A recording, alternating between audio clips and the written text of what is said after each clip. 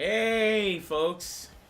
What's up, plastic folks, plastic people, plastic friends, plastic gals, brethrens? How we doing? So, not a Thursday. Welcome, welcome, welcome. Welcome, guys. Welcome. We are back at it again. Jose, Nick, David, how you doing? Hey, friends, you know all. I haven't seen you in a minute, buddy. What up? What up? What up, my people? Man, I got to get in some news before I start all of this, man. You know, I always have something to say, but boy, this week is something else. This week is something else, man. Yeah, so where should I start? I should say, how's you guys Thursday? Because my Thursday turned out to be quite interesting. Okay? So tell me how I woke up this morning, getting ready to go to work, right? Keep in mind, before I changed my name to GoldenJaguar3D, you guys noticed was GoldenJaguar392, right? And the reason for that is because I drive a 2017 Dodge Charger 392 Daytona, right? Fully loaded, really love that car. Such a nice car to drive, okay? Tell me how I wake up this morning to run to work only to find the back window on the driver's side got busted in. Never happened to me over the course of having this car, okay? I bought it in 2017. And passenger side of the driver's side got busted in. They stole my backpack with all my work equipment, so my laptop, all the important stuff for my job, completely stole my stuff. Like, what the heck, man? Like, yeah, it sucks. It really sucks. So that was a bummer. So I couldn't go to work today. It just really sucked. Yeah, so I just wanted to let you guys know that this Thursday morning was not fun at all. See you guys. Hey, Teza, how you doing? I'm gonna post a picture in the community post so you guys can see the car. But yeah, it blew. Listen, it freaked me out. I had to file a police report. So they're still under investigation. They took the fingerprints. They're gonna check out the camera footage on Monday to see who did all of that stuff. Because I mean, you know, like I said, just busted out my car and took my work equipment and everything. I don't know. People are very idle these days. Oh crap, that sucks, man. Yeah, sorry to hear that. Hey, DeWitt, what's up, buddy? Welcome. Yeah, so that's what I had to deal with today. So it's all good. I mean, I gotta pay. I called the insurance company, and I didn't know in Florida, where I live in Florida, they do replace your windshield for free the first time, but they do not replace the side windows, your regular glass. You have to pay that out of pocket. So, because my insurance deductible is $1,000, and it's lower, it's much lower in price, so I have to end up paying out of pocket. So it's like $250. So it's not too bad, but it sucks that I'm out $250 for a glass, for something I didn't do. So it's unfortunate, but it happens, and but. That was a bummer this morning. So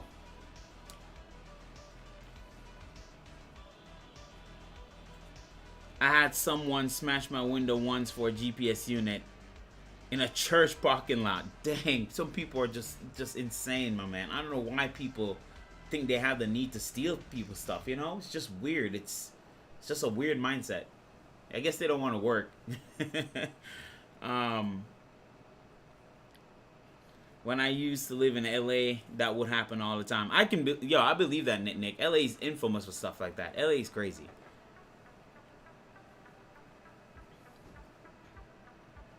Well, man, maybe working on this will take your mind off of it. That usually works for me. Yeah, I am, and that's why I'm kind of happy to do it.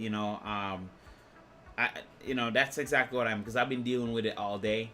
you know, between the police report, all of this stuff I've been doing all the way, plus, you know, again, you know, this is going to be a good distraction for me to focus on. And again, having you guys around really does help make the day easier. So,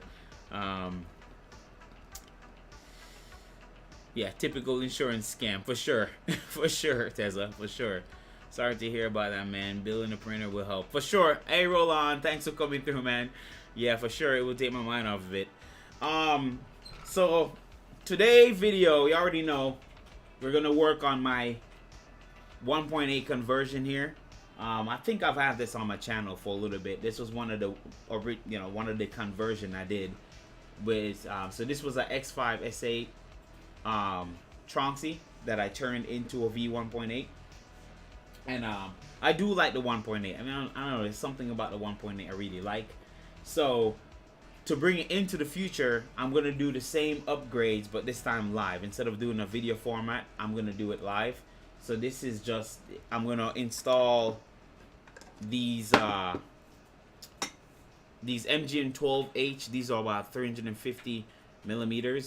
I originally bought this for it's funny enough, I originally bought these two for my 2.4 and 1.8, but I end up getting some black ones, so now I just have these as spare. So I figured I might as well just use them on this. So this will be upgraded to that linear rail bed mod that I want to do. And then I had the spare MGM12H as well that I'm gonna use. So instead of running the dual MGM9H, I'm gonna just run a single MGM12 on it, so that way I can run tap and kind of bring it up to date and everything. So, and then because I wanted to keep it the same, you know, kind of same upgrade path, I went ahead and I got built-in lead screws. So I like these. Actually, I really do. I'm really digging the built-in lead screw steppers. So that's what I'm gonna end up doing. So just a built-in lead screw stepper upgrade there. So these are all the upgrades that this is getting. So not too extensive, but enough in terms of mechanical properties, in terms of the mechanical part of it, the kinematics. That's what's gonna be getting the upgrade. So hey, Axe Potato, hey my buddy, how you doing? Glad you can make it.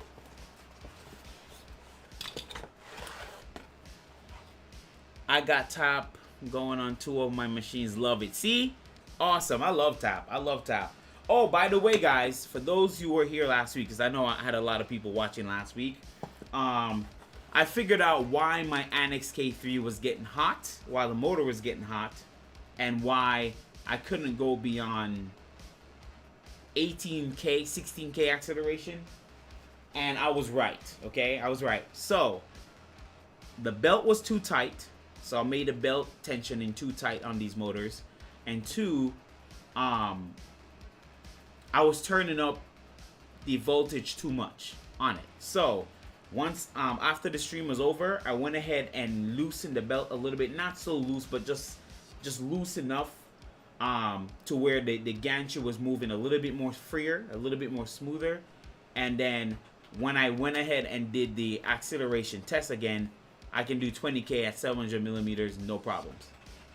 I went up to 800 millimeters, no problem. So it was tightening the belt too much, caused a lot of the limitation in acceleration and speed as well. So, and like I said, I noticed that with my VZ-Bot all-wheel drive, when I had the belts too tight, it limited my acceleration and speed for some reason. I don't know why, but you know, I don't know, maybe too much pressure on the belt, on the motors. But when I loosen up the belt just loose enough where it's not falling off clearly, but there's some tension on it, I got a lot more acceleration and a lot more speed out of the printer. So I guess it's important to watch your belt tensioning, because that also limits, you know, how fast you can go. So yeah, so that was the problem. That was the exact problem, was the belt. Belt was too tight.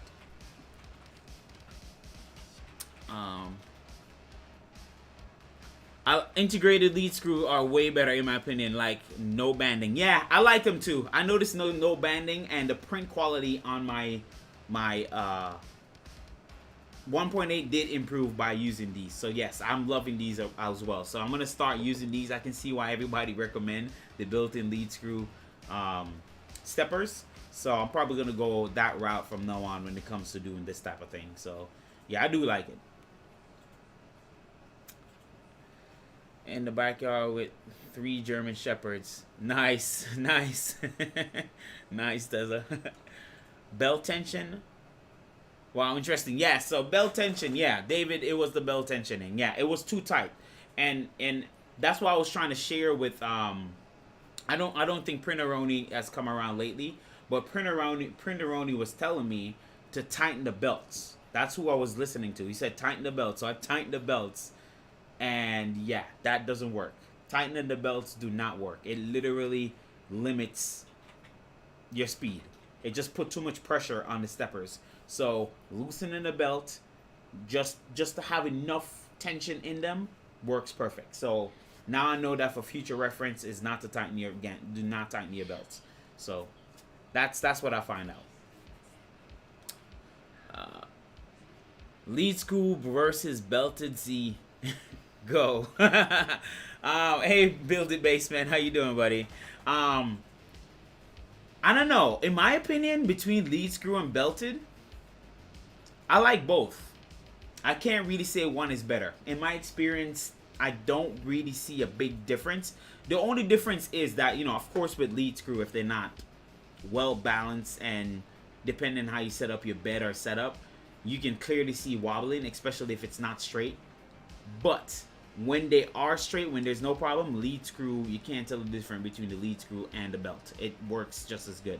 So it's just that's the only downfall with these things is that you may get Z-banding. But with the belt, you know, belt prints clean. There's no really issue with belts at all. But I like both. You know, depending on what printer you're building, yeah, you know, there's not much of an issue with both of them. Seems a little bit more expensive to have a built-in lead screw. That overall better price than the OLAM couplers are out-of-banding solution. Yeah, I agree.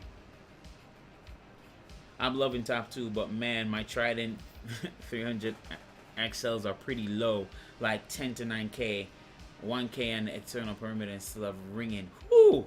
Wow, Frenzy Norwell. That's, you still have ringing at 1K? I tend to move faster when my belt is loose, LOL. Boy, dude, if you don't even stop, you better not start this foolishness. This guy, y'all always crack me up, boy. Oh my God. Starting already. You won't let me focus today. Oh my God. I agree. I actually think screws has better precision. Yes, screws, lead screw definitely better precision in my opinion. The belts, one thing I noticed with belts, and I don't think people talk about this with the belts. Any belted gantry, whether that's my Annex belted bed or my your V2, just hit the belt, just touch the belt. If you hit the belt, all you see is like flexing. Literally the gantry move up and down with that belt. That alone shows you that belt is not the most precise thing to use. It does cancel out the wobbling or any type of banding, but accuracy wise, it's not the best thing to use in the Z. But I can see why people gravitate to using the belts. The lead screw is gonna always be a bit more accurate in that case, but that's all about physics and other things. But who am I to say?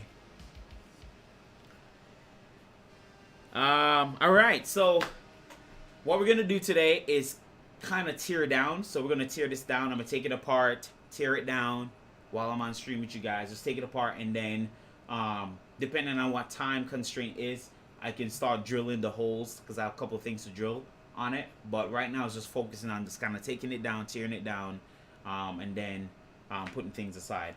And Rolahan, I'm doing this for you, buddy. I'm doing this for you because if you look here, see these right here? These 12mm rod. This is to build a Rook 180. I like the Rook 180. I love the look of it. That's why I'm going to build one. So This is to take the linear rods, 12 millimeter rods from this and use it in a Rook 180. So I'm doing this for you. This is the reason. So that is coming. Let me see.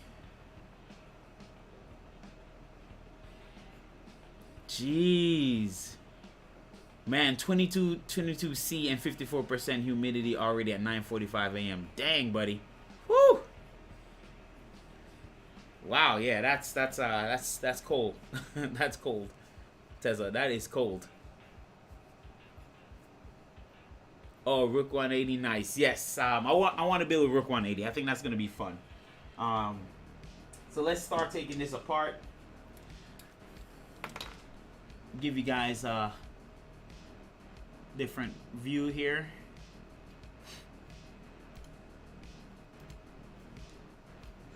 All right, if you notice how clear the stream is now, that's because I got some bright lights. Because the last time we were struggling to see anything.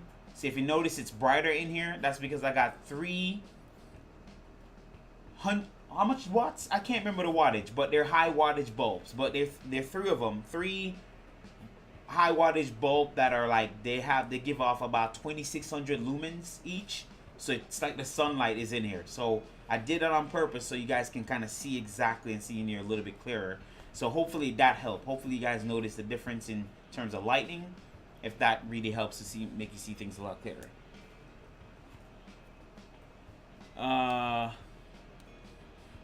All new printed parts.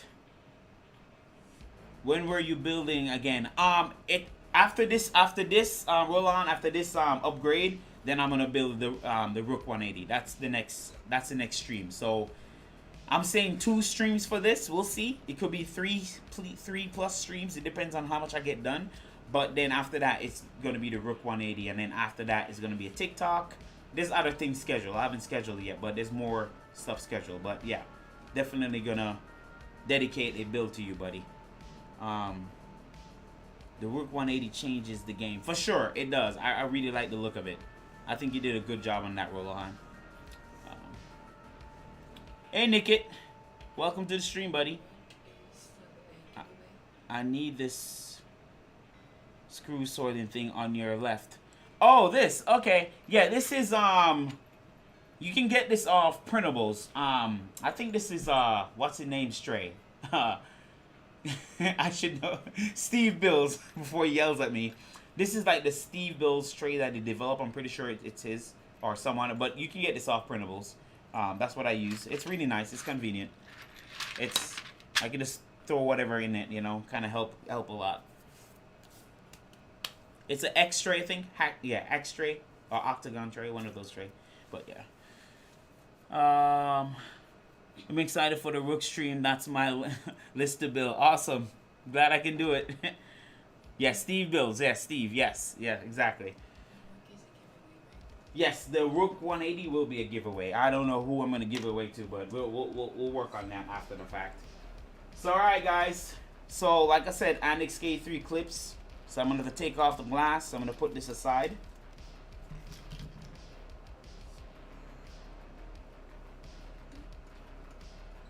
I really like these. These are like these easy clips. Just easy to take off.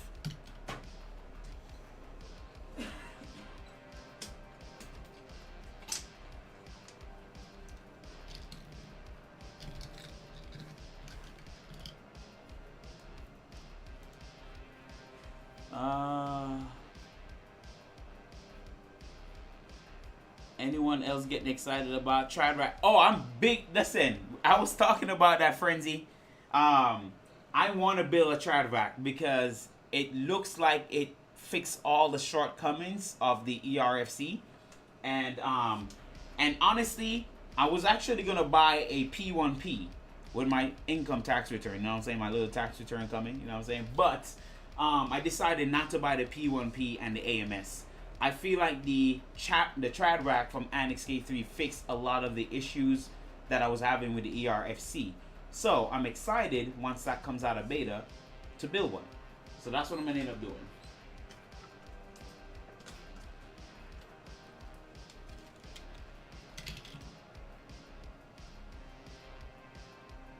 I'll be available for any and all giveaways. No worries. Any leftovers? Any leftover brown stew chicken with butter beef for tonight? It's all gone, Dewitt. It's all gone. I ate it all that night. It's all gone. See if I can carefully take off this glass. Hold on here, guys. So this is the glass. As you can see, there's foam around the edges. I sand the edges down so it's not sharp or anything. And there's a camera. See that camera? So this is a ELP camera, and I have it just sticked on in place with Gorilla sticky tape. So double-sided sticky tape. So I'm gonna put this aside real quick.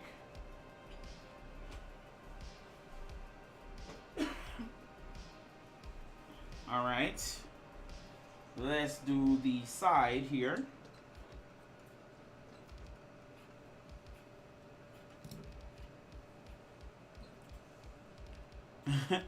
Big thanks. I have a magnetic screw bowl which acts as my screw graveyard. Hey, listen, there's nothing wrong with that, because that's even better, because I lose screws all the time. So that's not a bad idea. But the tray's nice. The tray's nice. It kind of helps organize things.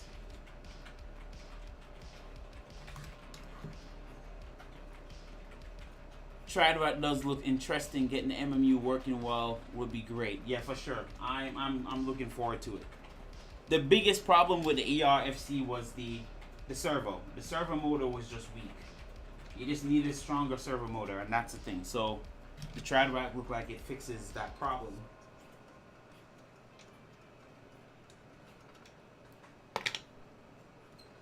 Alright, let me grab this. So I'm working with glass, do not want it to fall. Alright, there we go.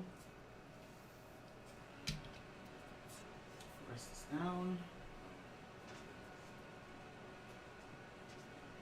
Alright, so you just got to take the other side off.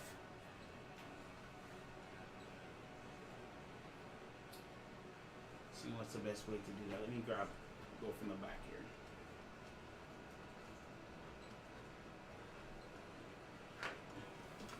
Keep up with you guys here. What's the filament changer that you're talking about? Anybody got a link? It's on Annex. If you go on Annex GitHub, you can find it. You can see it.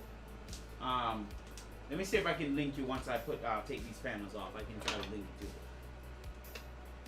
it. It's I think it's available for signing up for the beta if you want to sign up for the beta, but I'm gonna wait till it actually releases first before I build one.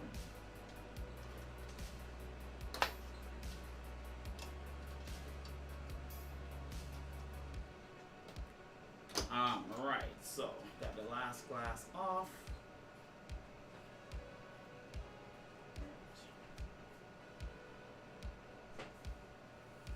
Alright, guys.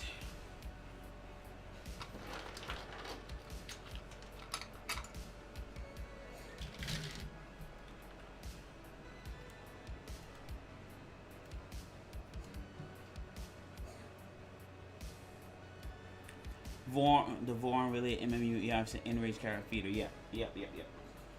Alright, so now time to take this apart. A lot of work. A lot of work here. I wish I was hoping to see 3D Experiment, because he asked me about the bed setup here. Because I do use the stick PEI.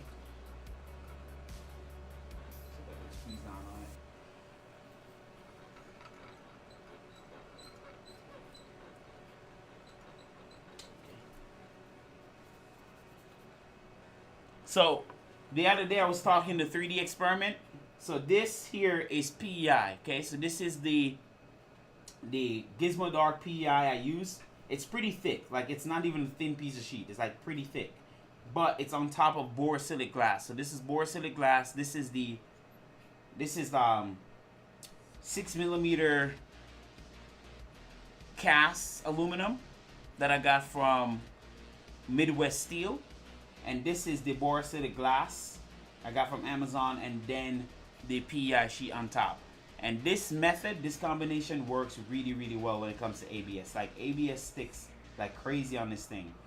So this is my method that I use on all of my printers. So I just wanted to show, you know, just in case 3D Experiment watch the video after the case, you can get to see what it looked like. So just wanted to kind of show that there real quick. All right, get this out of the way for a second. All right. I'm trying to think the angle of attack here. Which one I attack first? Maybe take off the tool head, but I'm more concerned about the bed, so I'm probably gonna take the bed apart first before I do anything else.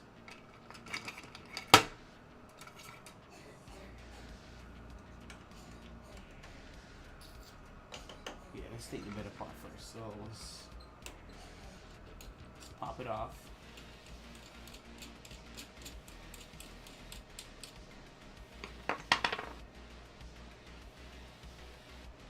Off.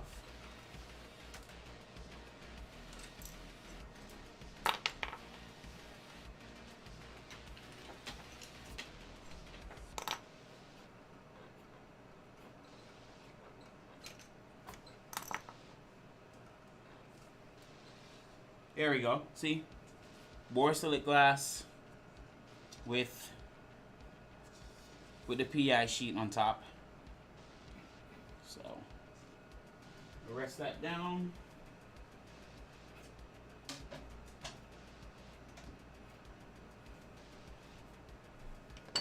Hey, 007 FBP, how you doing, buddy? Happy you got that thing working, that printer working, man. Try the box look like the ERC made smaller. Yeah, it is. It does. It does, Tezza. It does really look like that. What display are you using there? So this is a tablet. So I'm using a tablet, and that's another video I need to do. Please, guys, remind me. I need to do a how to set up clipper screen on a tablet. That is the next video I really need to do, because I want to continue my how to clipper series, and I really been slacking, guys. Like, I'm honestly been slacking, and I keep forgetting to do a video like that. I'm pretty sure everybody would appreciate a video like that. But basically, this is a tablet. You can use a phone, Android tablet, but it got to be an Android tablet. I think you can get away with an Apple iPad, but I don't know that setup. But you can use an Android tablet or Android phone, any spare tablet you got, and then you can set up clipper screen via some commands and some installation using the ADB tool, so Android ADB tool, and a couple other things. So, but yeah, I want to do a tutorial on how to do this. I think it will be fun for people to add it to it. So that's what I got there. Hello everyone. Hey Chardell, buddy, how you doing? Welcome, buddy. Design it, build it, repair it. Hey, welcome to the stream. And you did ask me something earlier too about the filament changer. Okay, and they answered it. Okay, cool. Hey, this is your hey, this is your reminder to do the video about the clipper and tablet. Thank you, Dewitt. Yes, ADB. I'm doing well. Early in the stream, if you weren't here early in the stream, Chardell, but I was telling the guys that this morning I was trying to go to work, and I found my car, the rear driver's side of my car busted out. They busted out my car, my window, and stole my backpack with all my job equipment in it. And they're probably gonna pawn it off somewhere, but hopefully they find them and jail them, because I just think that's ridiculous. But you know, such is life. Pop that out there. See if I can get the bed down. I really need to cut this bed, but it's okay. I'm gonna leave that alone. Huh? Okay. I can change view.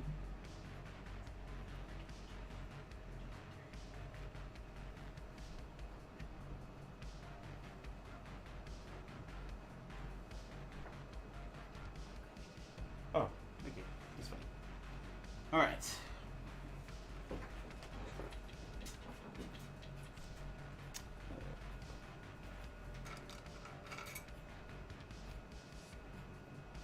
Yeah, it's all good. I mean, it's a car. They didn't do any damage on there. It's all good. It's a car. But they didn't damage it like that. You know, they just busted out the glass. So I have the glass repair people coming tomorrow to repair that for me.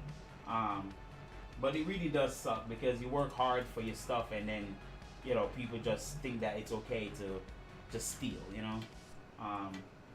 But, you know, people are people sometimes.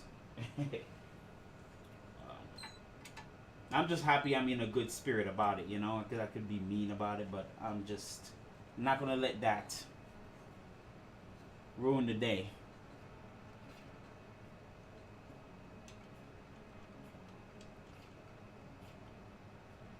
Hopefully work to get on a upgraded laptop. Yeah, I should be able to get back a laptop though, because it was work. It was a work. It's a work related laptop, so it should be able to be covered. But yeah, and good thing they can't get in it too because it's on a domain. That laptop is domain, so they can't even log in. Or even if they erase it and try to put Windows, fresh copy of Windows, they can't because it has a BIOS protected password. So they can't even do anything with that laptop. It's useless to them.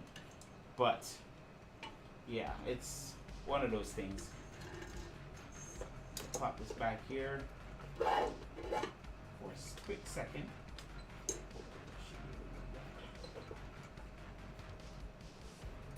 You know what? Let me lower this down a little bit.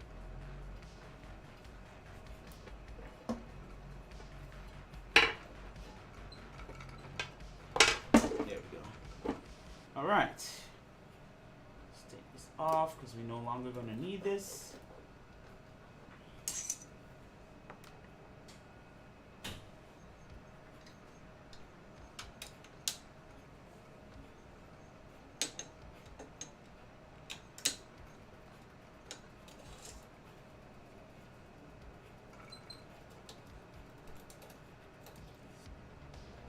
Yeah, no more ZN stop, which I'm happy about. Honestly, that's why I'm going tap, guys.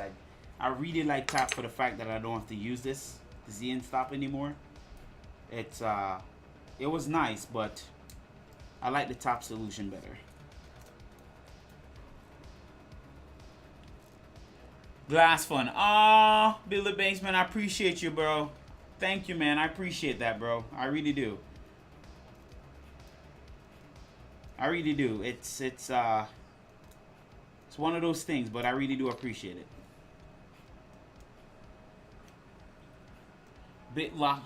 BitLocker and all that fun stuff. Hey, Nick, you already know. Exactly. And we have a lot of trouble in my school, like in my county school that I work at, with BitLocker. Good thing we have Intune management, you know, Microsoft Intune management to be able to unlock these things. But yes. A whole different world there, you know? So now that we don't need this, I'm just going to toss it. I mean, there's no use for me to even have this anymore. I'm not going to use it again, so. Oh! And look, guys. Look what I have out. And look what's coming. You remember this?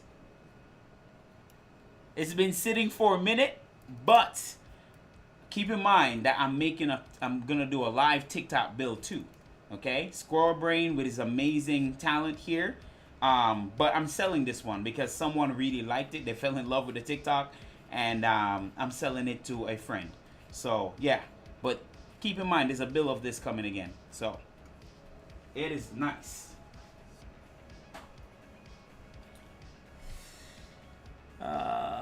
LOL, BIOS protected password is easy to circumvent if you know what you're doing. For sure, Tesla. Yeah. Do it wrong and the laptop is brick. Correct.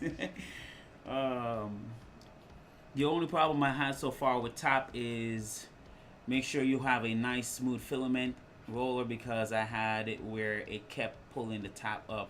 Yes, you're right. Design it, build it, print it. Yes. When I had it on that 1.8, you know how the 1.8 is very awkward. The way the 1.8 works, I can demonstrate that. Actually, good question. So with a 1.8, if you have tap installed, like this is the default mount for 1.8, right? Basically, these are flipped upside down on a V2. So the angle here is flipped upside down on a V2. So with this, what will happen is, see this travel here? If I come all the way out here, this drag train will hit on this and the tap will come up. So it would trigger my tap.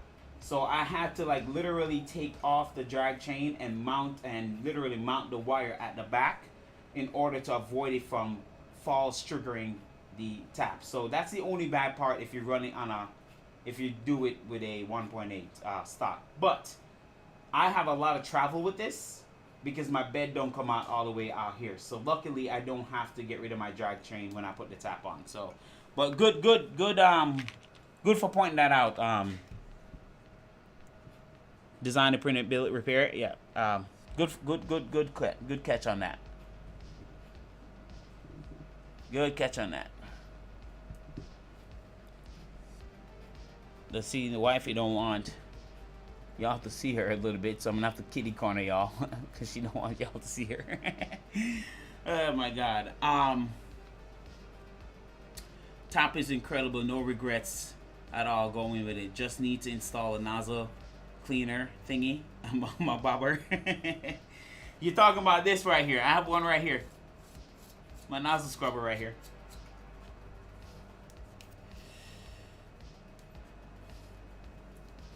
Give me Linux any day. I do like Linux, Tezza. I really do like Linux. I think it's a little easier to work with, but even though I do Windows mainly, but I do like the Linux stuff.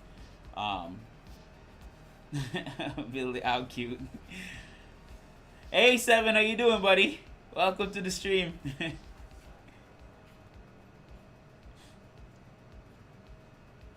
Deal with Canada. Okay. Let me continue this here.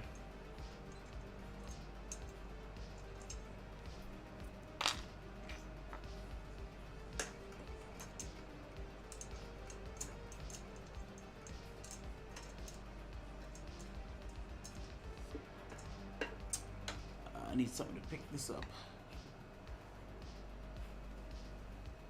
Maybe use two of them.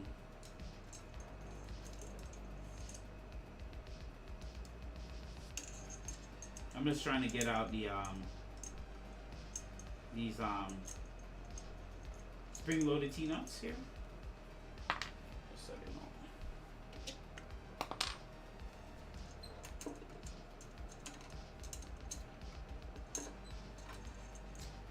Oh, that reminds me. I have another discussion to discuss with you guys. I have to figure out a shorter name. Yes, if you could. I'm just going to say designed it for now, but I'm pretty sure you know what I'm talking about. I have another discussion. So this today on the Voron forums, because, you know, for some reason the Voron Facebook group forum is full of just, anyways. So I was on there, and there's this one particular person, just one particular guy that everybody that had, listen, he's in the Voron group, and all he does is promote VZBot, okay? All he does is promote VZBot in the group. And there's nothing wrong per se doing that, but it's the way he's going about it that's quite annoying to a lot of folks, right? Even Vez has a problem with the guy because his tone doesn't come off well. And so he's basically saying, oh, the VZBot is faster for cheaper. And I'm like, okay, so what's the point? Because I posted a video of the purpose of me posting my video for the tap and that you can still print fast with tap is just to prove a point that even though you add 50 grams to your whole gantry, that you still can print at the limit of the printer, right? Depending on how you put it together, you can still print pretty fast with tap, right? Maybe not 50K acceleration, 1000 millimeter second fast, but 20K acceleration at 300 millimeter second is still fast for a heavy tool head. So that was the point. That was the whole point, was to say you still can print pretty quickly, regardless if you had 50 grams to the whole two head. Well, his whole argument was that VZ butt is the fastest thing and da da da da. And I'm like, buddy, like not everybody's in it for speed. Some people just prefer quality over speed. Like not everybody wants to build a VZ butt either, right? So, but the funniest thing is that he will never post his own printer. Like he would never post how fast his own printer is, because to me, if you're gonna brag about a printer being fast, but you don't post your own printer being fast and showing people the example, then why are we talking about it, right? So that was the funny part about it. But yeah, it's just, he's a mess. The guy's a mess.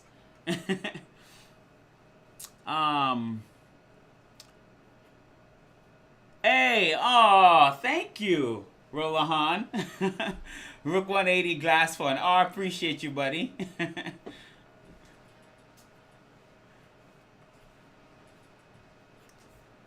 Is it compatible only for UHF? Yeah, let me see. I have some questions. Here, did you download the cookie probe for EVA 2.4 toolhead? And I mean the one where it's underneath the fan duct. Actually, yes. That's what I'm using for the VZ Trident, the quickly probe. But I think the mod was from one of the guys in the group. I can't remember where I find it, but I'm pretty sure the mod is on the VZ Butt GitHub. If you go underneath the mods, user mod, you'll find that exact the mount for that for the 2.4 EVA carriage. Then if I can find it before the stream ends, I'll post it in the link, and so you can get it. But yeah.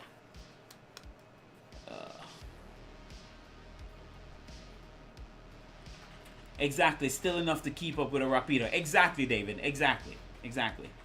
Yeah, and the Voron team isn't really in it for speed. He probably doesn't have a printer. It's not like Nero Steve even tried to print that fast. Hey, 3D Experiment, welcome, buddy. You see, and I appreciate you guys for agreeing. See, it's different when you're. Here's my logic before I even continue this build. It's different when you're presenting a printer. Let's say you're even for one printer. Let's say you're bragging for like the VZ bot. Okay, it's different if you take your own VZ bot, not the Vez, not Vez VZ bot, because we know Vez VZ bot is insane. But oh yeah, it's just plug it out and plug it back in real quick. Your cam in the corner. Yes, I'm fixing it, Tesla. Yeah, I'm just realizing it froze. But let's say your VZ bot. I'm not talking about Vez, because we know Vez Simon VZ bot is insanely fast. Okay, his stuff is just incredibly fast. Okay, but let's say your own personal VZ bot. If you're gonna brag about VZ bot, but your personal VZ bot cannot do 20K, why are we talking?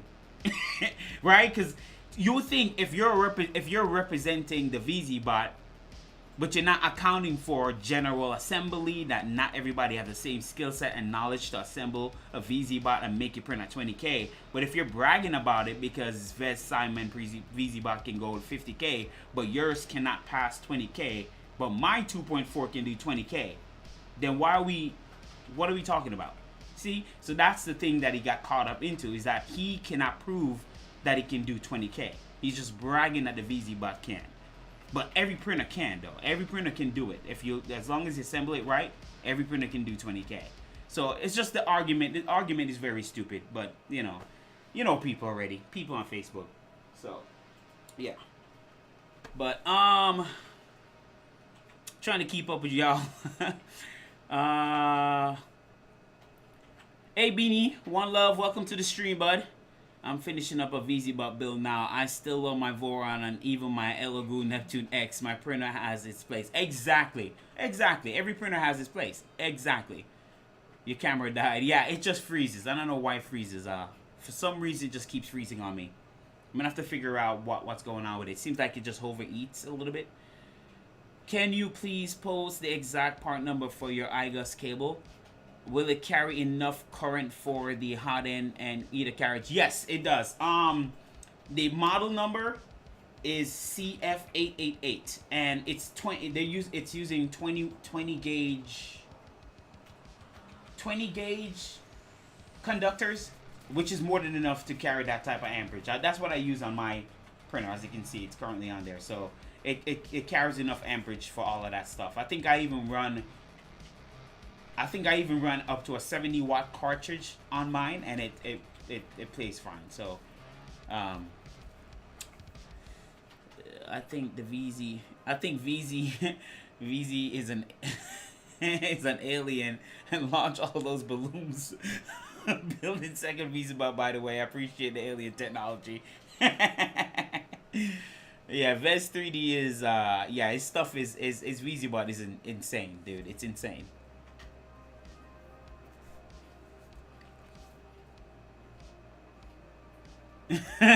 Nick and seemingly endless money. Yeah, so his VZBot is insane. I really appreciate what Vez is doing for the community. But you know, one-off people can definitely ruin it for others because their opinion is just completely wrong. But so I'm just gonna dismantle this part now. I'm just gonna take the bed apart, the whole, not the whole frame, but just like take off the actual parts here.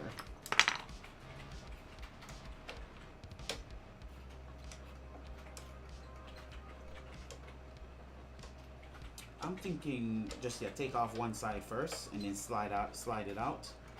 That way it just comes apart easier.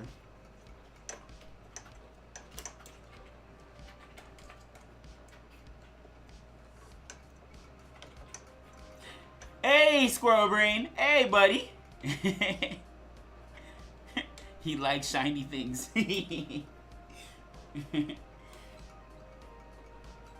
Yeah, I mean, that all look, you see now, here's another thing. See, that's why I like talking to you guys, because I can just share my thoughts. I don't mind the aluminum, like a full-on aluminum build of a printer, right? But here's my thing. I do like the aluminum thing, right? You know, because, again, super rigid, super light, super everything. You can print super fast, but not everybody can afford that.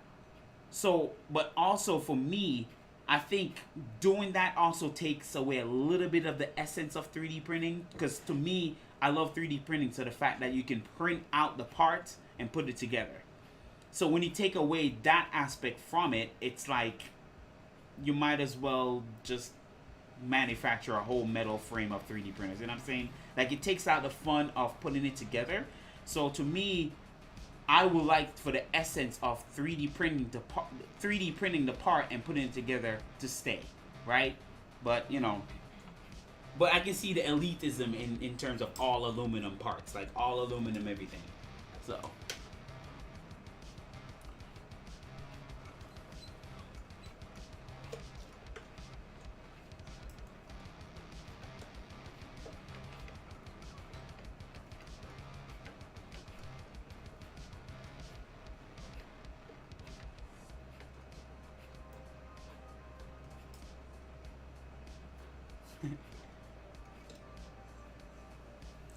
correct, exactly. It is definitely the essence of rep wrap, exactly. So to me, I love 3D printing because I can print the parts and I can customize the color and I can make my printer unique from yours, right? By the color combination I pick. So to me, that's the fun in the rep wrap. That's the fun. That's what draws me into 3D printing, that I can just print the stuff, put it together, and it's unique to me. So, but going all aluminum, like, there's a place for it, but going all aluminum just takes away the whole aspect of 3D printing. So, but yeah, it's cool to have. I mean, if you want to collect all aluminum, it's cool to have. But the whole point of 3D printing is to allow everyone to 3D print the part and put it together. That's the fun in it, you know. So yeah.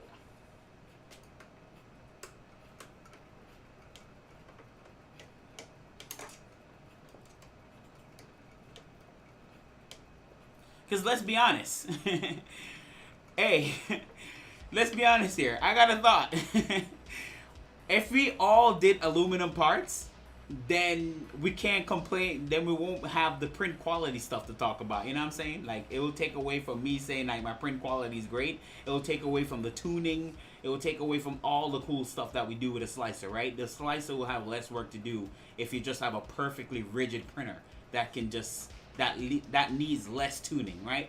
So to me, the purpose is to have fun with the stuff. Like, it's definitely to have fun with the stuff by 3D printing it. So.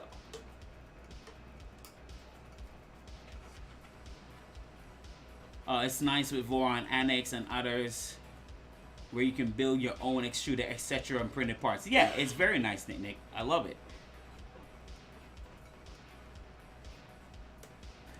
Yeah, it's the appeal I like too. That's a machinist mindset. Yeah, I can see that. Be New One Love. Yeah, I can see that. I can see the machinist mindset with that.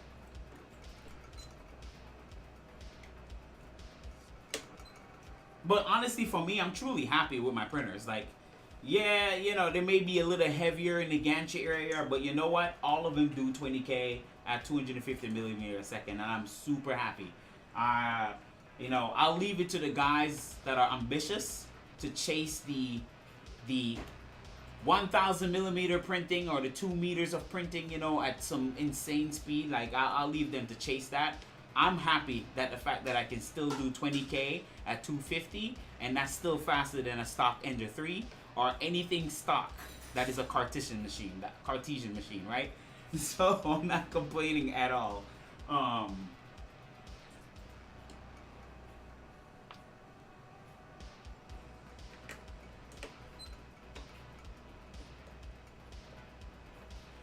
Rigid equal vibration.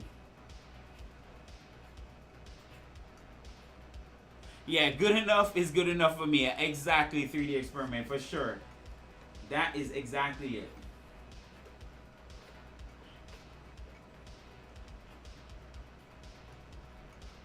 Yeah, rigid equal vibration, yes. Yeah, especially when it's too rigid. Oh, that reminds me. I need to show you this 3D experiment. I remember I can't remember which stream we were talking on. You wanted to see the PEI sheet on the glass. So here you go. So this is PEI. This is Gizmo Dark PEI sheet. It's pretty thick. You can actually see the line there. And this is on borosilicate glass. So this is my combination. This is what I use, and it works really, really well. Like when I say ABS stick to this thing, ABS sticks to this stuff. So as you can see, it's really thick. It's like a thick, nice piece of sheet. And the reason why I put it on glass, because you know glass is already kind of flat, so I tend to get very good, very good first layers with the glass and stuff. So it's just less correction that the bed mesh have to do. So that's what I wanted to show you. So.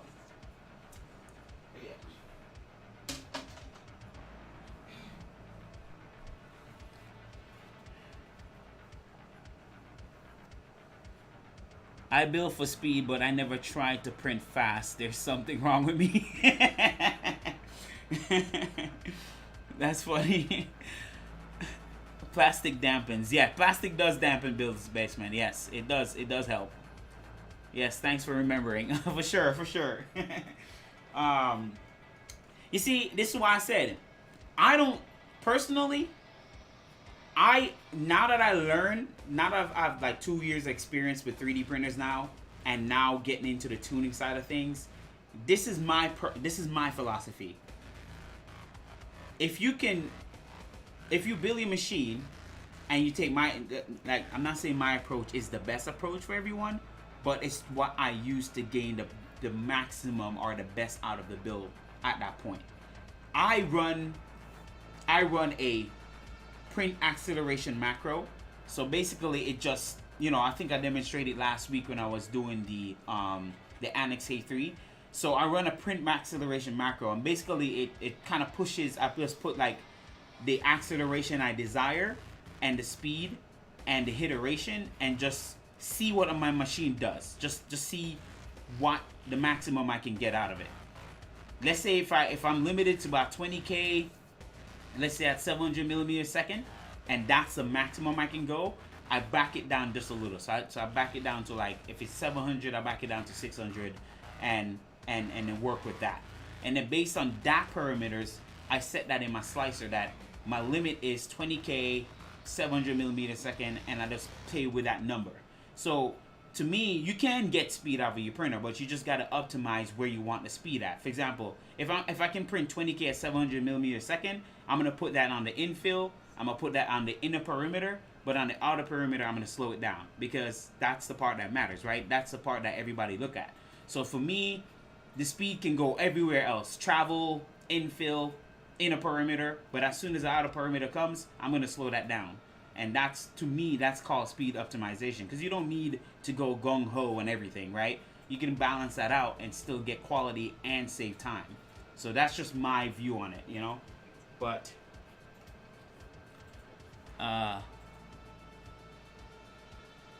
keeping up with y'all. Normal glass of borosilicate 7 borosilicate glass. Oh, you have a ceiling fan running. I wonder why the table screen showing a pulse effect. Yeah, there's a ceiling fan above me running because these bulbs are freaking hot. They do run hot, so you got to try to stay cool. Hey Ian, welcome to the stream, buddy. Gizmo Dark's 1mm PI that I got came super warped. Wouldn't be a problem, but the adhesive they sent with it is really, really bad. Oh man, that sucks. Yeah, I've had good lucks with it. This is what it looked like. I think I have a spare. Is it this one you got? Ian, is this the one I use? And then it comes with a 3M, the 3M sticky back. You just peel it back and put it on there. So is that the one you got? But yeah, mine comes flat. That mine comes like real packed and flat. So.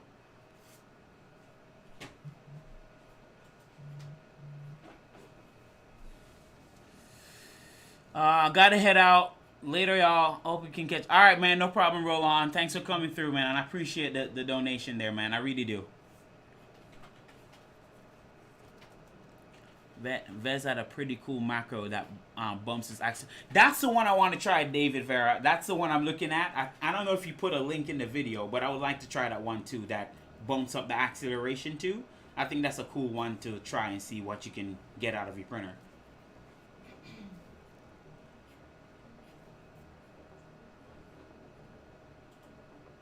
Humidity's up to 49%. Oh my god, that's insane, Tesla. Like, but Florida is infamous for the humidity too, so it's no different. Yeah, that's the one. Oh, well, that sucks, bud. Dang. Yeah. So far, all of them I bought has worked really well, but maybe next time, hopefully, if you buy from Amazon, maybe you can get a return. You know, Amazon is a little slacking these days, but you should be able to get a return if you bought it from Amazon. Yeah. All right. Let's see if I can slide this out here. Take these off the side here. Slide this out.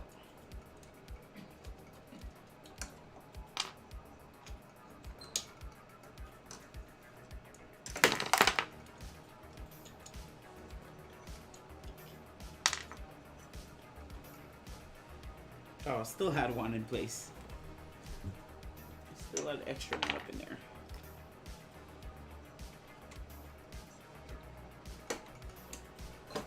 There we go.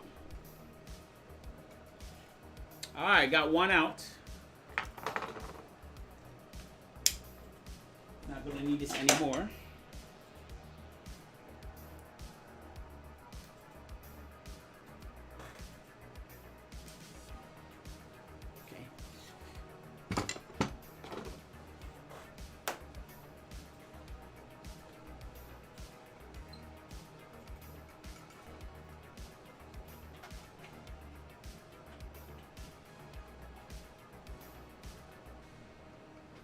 I'll probably get another one, probably a one-off.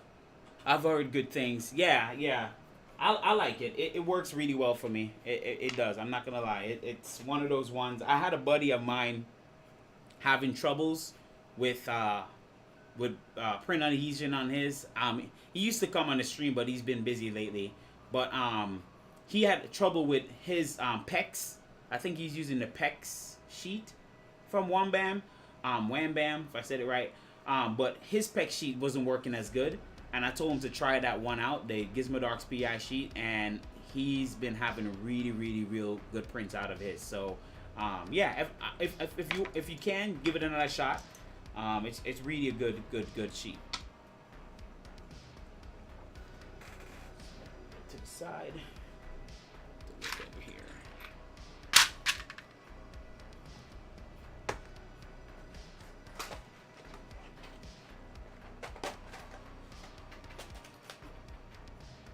Okinawa, Japan, humidity requires scuba gears. LOL. That's a country I would like to go though. I would like to visit Japan one day though. Before I die, I would like to visit Japan. I'm a big anime fan, as you guys know on this channel. I like anime, so that's one of the goals. I would like to visit that country, just to see, just to see if some of the stuff in the anime is actually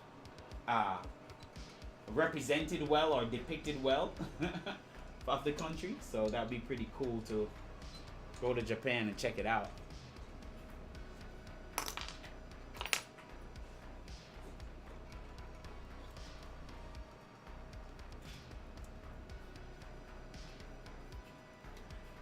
Nickit, thank you, buddy. I appreciate that.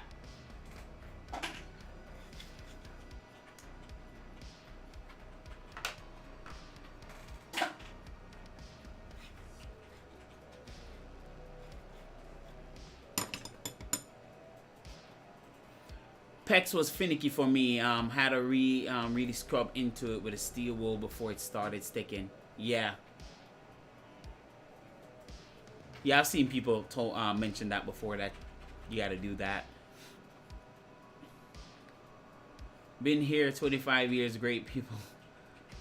Oh, that's awesome. So you're in Japan, bud. That's awesome, dude. That's pretty cool. Beanie One Love, that's awesome, man. I would love to visit one day. Love to. I can't. One day. One day. I would love to visit. Better food. Voron top equal the One Piece. I don't know, Axe Potato. Voron top equal One Piece. Nah.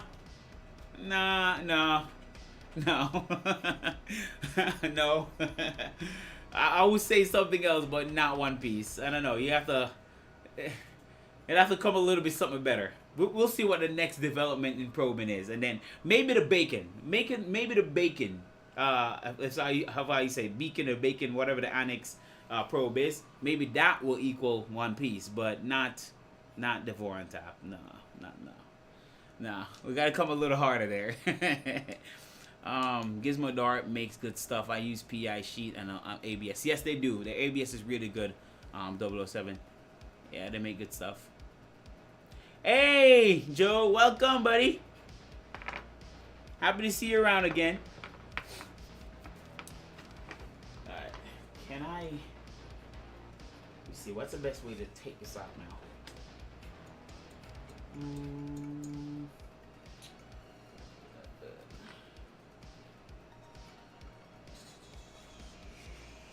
I might have to pop this off too.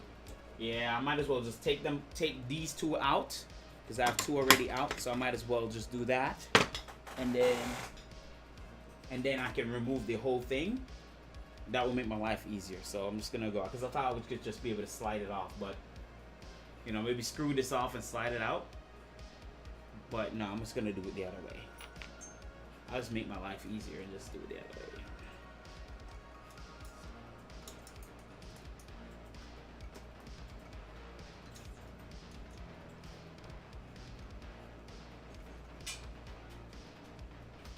Laugh my ass off.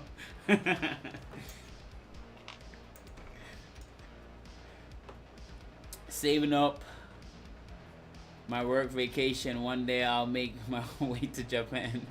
Want to go for at least 2 to 3 weeks. Oh, for sure, Ian. Like, yeah, I would like to. I would really love to go. One of these days, though. I'm working towards that. Trust me. I'm working towards going there. That is one of my goals. One of my dream place to be. I'll get there one day.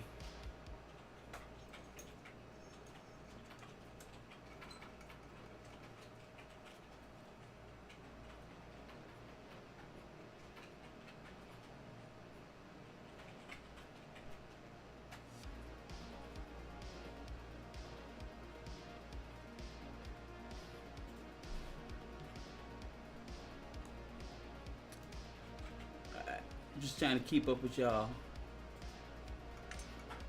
Hey, LaSync, welcome.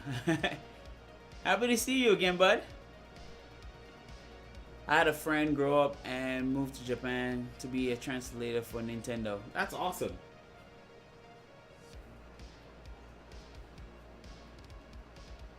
That is awesome. I know some, you know, watching anime have let me learn some of the Japanese language. Now, I'm not saying like I know everything, but, you know, I know your regular arigato gozaimasu, if I'm saying that right. Or ikatakimasu, whatever that is. I know it's something. I know it's something to be that. Listen, y'all don't laugh at me, all right? I'm literally trying, but I know it's like ikatakimasu, you know. I know the little anime saying, okay, all right, just a little bit, not much. Baka, you know, baka. Basically, you're calling you an idiot or something. So I like those little ones you can catch on pretty quickly.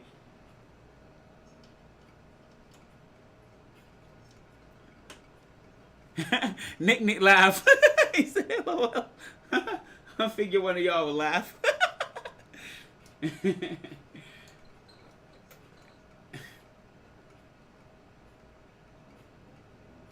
Yes, yokai.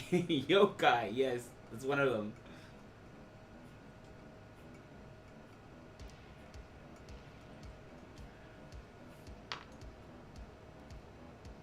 You may have mentioned it, but what's the blue on the 1 point? The blue? Are you talking about the thing here? If you're talking about this is, I kind of theme out my printers. That's one of the things I do here, Ian. This was Optimus Prime. I was just trying to be unique with the color scheme. Of course, it doesn't match as well. But, so if you see, you will see on my printer, there's some vinyl mixed in, and it's just a theme. It's just a theme to go with the printer. Just to make it different, you know. So, if that's what you're asking about, it's just vinyl. Just find out that YouTube live stream have emojis and stuff. XD was surprised about the super chat stuff and that semi worked good. Oh, okay, no problem. Glad you tried it out on my channel though. Appreciate you, Nickit. Came here as a young Marine, got into drifting, then got into my then got into my wife. Yeah, sure. What a way to put that. Been here ever since. I like the way you put that. Then got into my wife. All right. Clever. That's awesome, man. It's time. LOL. It's time to eat. Oh, the blue filament. So it's ABS. All of this is ABS. Let me see what else. I use all ABS on my builds. I want to get into ASA. I want to try ASA. I also tried carbon fiber ABS. Prints really nicely, but it does eat into a brass nozzle really fast. So, but mostly ABS is what you're seeing. Keeping it PG. I got it.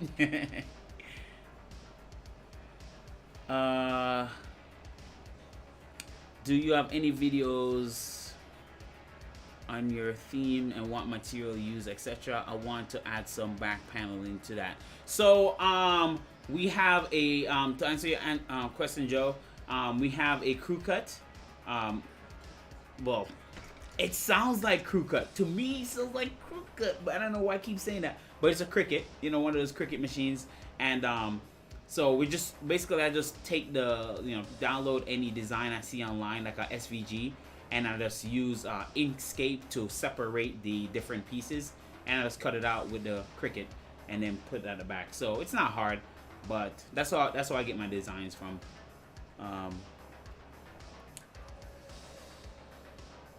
Trying to keep it real. Hey, Poor Boy Channel, welcome, buddy. How you doing? Doing well. Except they, you know, if you weren't here earlier, they busted into my car and stole all my equipment. But That's a whole nother topic. We can go on and on about that. I still got my gripes about it, but it's all good. Y'all are making it fun. Hey, Nuno, how you doing, buddy? Glad to see you here again. Glad you're making it lately, man. I like seeing you around the channel. I've been tuning for ASA all week. Super buttery. Good to know. I want to give Polymaker ASA a try. I think I'm gonna order some this weekend. I'm just curious how well it prints, and if it prints pretty good, I'm gonna do that on the TikTok build. I'm gonna see, because I want to kind of weed into other filaments other than ABS. Though I print ABS really well these days, but look close to Sparta Seafoam Blue. Love that blue color. Okay. My printers can't tell the difference between ABS and ASA. I'm figuring it shouldn't be a difference, because I hear like ASA is basically a better version of ABS with just more UV resistant. That's from what I'm seeing. So I'm gonna test it out though. I'll give you guys my opinion once I give it a go. How that works.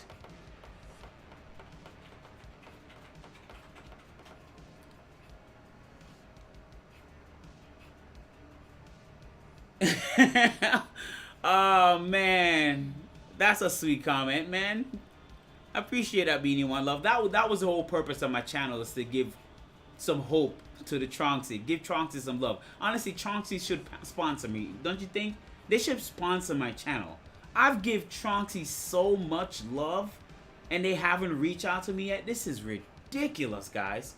Like, I've made Tronxy look good.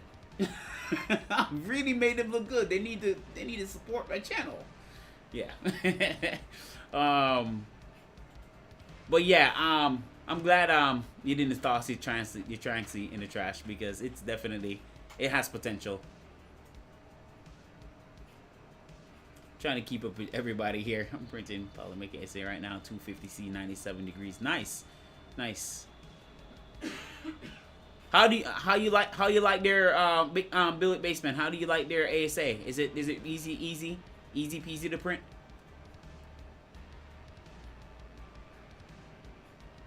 I want a roll of filament on one of Nero's stream. Selected a roll of ASA. Nice. I've never run on Nero's stream, but then again, I just watch Nero because he's just entertaining. But I never put on myself on the little window. I have so much filament, guys. Like, I have a whole tub full of ABS. Like, a good 20 kilograms, 25 kilograms of ABS. So that's why I never bet, but, you never can not have enough filament. Just for a bit, as always, work break. Aw. Alright, no problem, I see you when I can. Hopefully when I get enough time, I can make these streams just a little bit earlier to accommodate other folks, but I understand.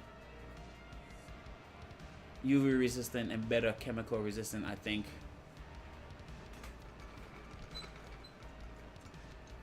Okay. I'm learning. I literally can't tell a difference myself outside of UV. ABS and ASA Polymaker is what I use. Okay. Tronxy Lord, oh my God, Axe Potato, come on, you already know, man. Tronxy should like literally just be on my channel already, just hey, sending me something, okay? Tronxy should be supporting me, bro.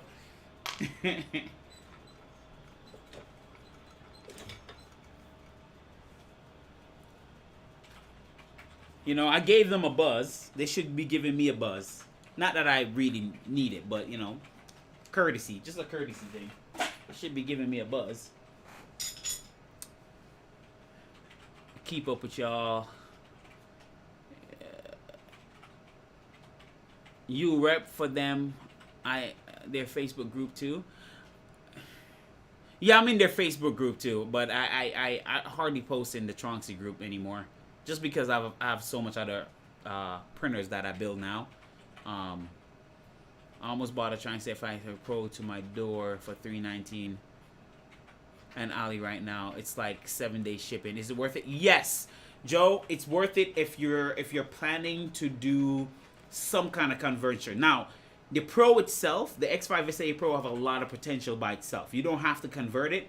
if you go back to my videos, there's things you can do to actually make it print fast. Now, don't get me wrong, the gantry is kind of heavy, so you know you're gonna look at a max acceleration like 7K ish, depending on what you do. You probably can get more, but it does rock. It's top heavy, so if you try to print fast, it if you don't anchor it, it will definitely rock, because it's top heavy. But if you're planning to do not converting it and just keep it as it is, it has potential. But if you're converting it, just get a regular X5SA, and you can just make a Voron, you know, VZ, but something else out of it, and go with that. But the X5SA Pro by itself has a lot of potential. It can get the job done. It can, especially if you take your time and kind of make it better. You know, do some stuff. Whoa, chat is moving. I'm trying to keep up with y'all. Same as ABS, just a little bit more heat resistant and UV resistant. I use ASA for prints, so I'm going to use it in chamber. Okay, thanks for that information, Build It Basement. But no, it's all easy. Just use Polymaker, good stuff. JO for like crap prints. Yeah, JO, you know, I didn't realize JO ABS is actually Sunlu, and I do like Sunlu ABS. I did buy a bunch of JO stuff. It didn't print too bad for me, in my experience with it. It didn't print too bad, but I didn't know JO and Sunlu was like a one-off brand. They like the one and the same. And I do like Sunlu ABS too. But yeah, didn't know that. Every once in a while they do 50% Polymaker discounts. Okay. Got a spool of Cobalt. My bad giveaway just before.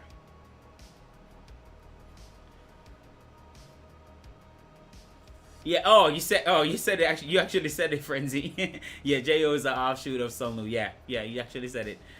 I'm going to build a VZ bot soon. Do it, Nuno. Do it. Do it. VZ bot is awesome. Okay. Great printer.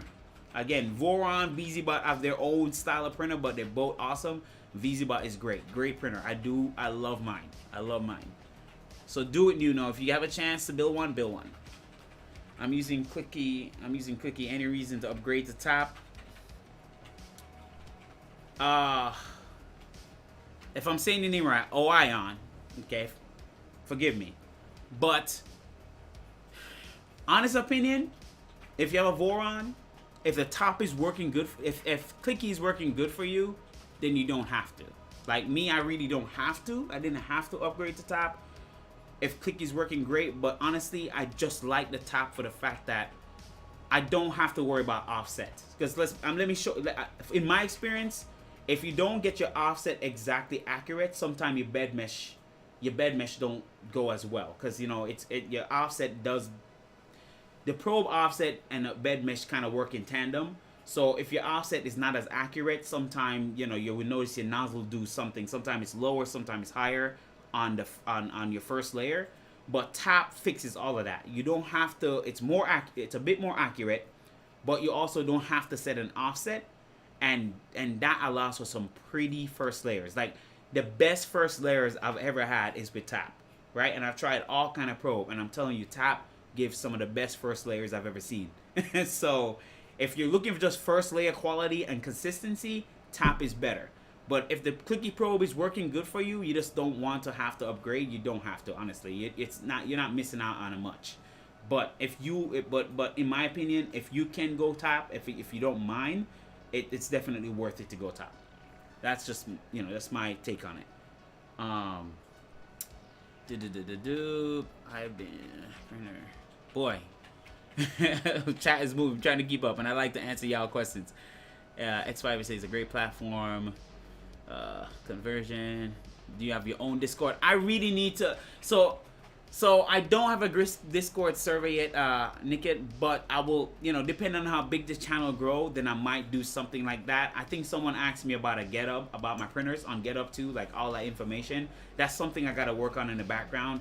But give me some time this year. It's something I would like to contribute to kind of work on, and that will answer some of you guys' questions too. So give me some time. I'll get there. But I don't have a Discord server, but you can always hit me up on Discord if you guys want to contact me. It's the same name, GoldenJaguar3D. If you guys want to chat to me at some point. Tesla, I have one printer. NFI Pro. I'm going to convert it to a Mercury. Do want to build a Mercury. I'm looking for a used Ender 5. Just the regular, not the Plus, but the regular Ender 5. I'm looking for a used Ender 5 right now on Facebook Marketplace. Because I would like to build a Mercury 1.1 myself.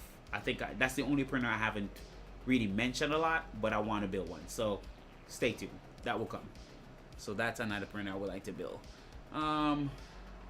If you plan on converting the VZ-Bot, it's cheaper. Source everything, yes. Only bad ABS I've ever used was Atchbox. Yes, actually, you're right. You're right, Billy Basement. I've tried Atchbox ABS and I'm not a fan. I think I have a spool of it still in there somewhere. I'm not really a fan of it as well. I tell you, Matter Hackers have some really good ABS, especially the Build It series is phenomenal. Just work really well. The temperature requirement is pretty low, but it's phenomenal. It works really well. So Matter Hackers have some great ABS as well. Let me see. Lussing, PA calibration macro is very useful for ASA. Okay. Okay, good to know. I have to fine tune my PA for ASA. Everyone, ABS sprint. No. Wow, they're not. Build a VZ-Bot with standard bed. Don't go 3Z. Thank me later. Yeah. I like the two. I like the dual setup. Anyways, I wouldn't. Yeah, I wouldn't build it with a 3Z setup for VZ-Bot. It's not worth it. That's why on my VZ-Bot I just stick with the standard. You know, standard the two-side motor, like you see how it's mounted here. That's why I stick with it, because it's just easier. It's not worth it to do 3Z with a VZ-Bot. Just keep it simple. KISS rule. Keep it stupid simple. Yeah. I will like to upgrade into top. I'm planning on building a modded VZ330 with 300mm Z instead of 400. Nice. And make sure you share it with me, Nuno. Make sure when you do it, you share it with me. And I have a lot of knowledge, so just ping me. You have me on Facebook, so just ping me. I would like to help.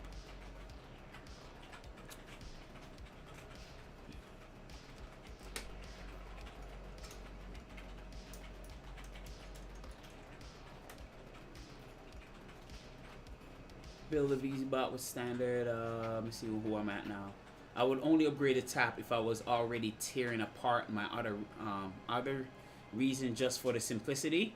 Clicky has been great, but occasionally has issue with macros. Yeah, so yeah, I agree with you, Ian. That, you know, again, especially if you're maintaining it, like for what I'm doing right now, it's worth it to go tap. If I wasn't doing this, I wouldn't put tap on it. But if you're definitely upgrading your printer, adding stuff, you might as well. The next thing with Clicky Probe that I noticed too is the switches, the mechanical switches. After a while of the constant heat cycle of the chamber, it does damage the switches after a while. The switches accuracy drop quite a bit, so it's not as consistent anymore. So again, tap turns to be better in this case. It seemed to deal with the heat a little bit better with that optical switch. So I have the last one to pop off here.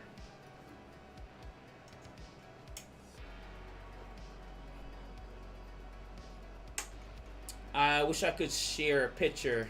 Horrible equal Hotbox horrible. Yeah, I agree. Billy Basement. Yeah, I didn't have fun with their filament for sure. That's why I haven't bought them in a long time. I have good experience with Hotbox ABS. Oh yeah, I guess it just depends.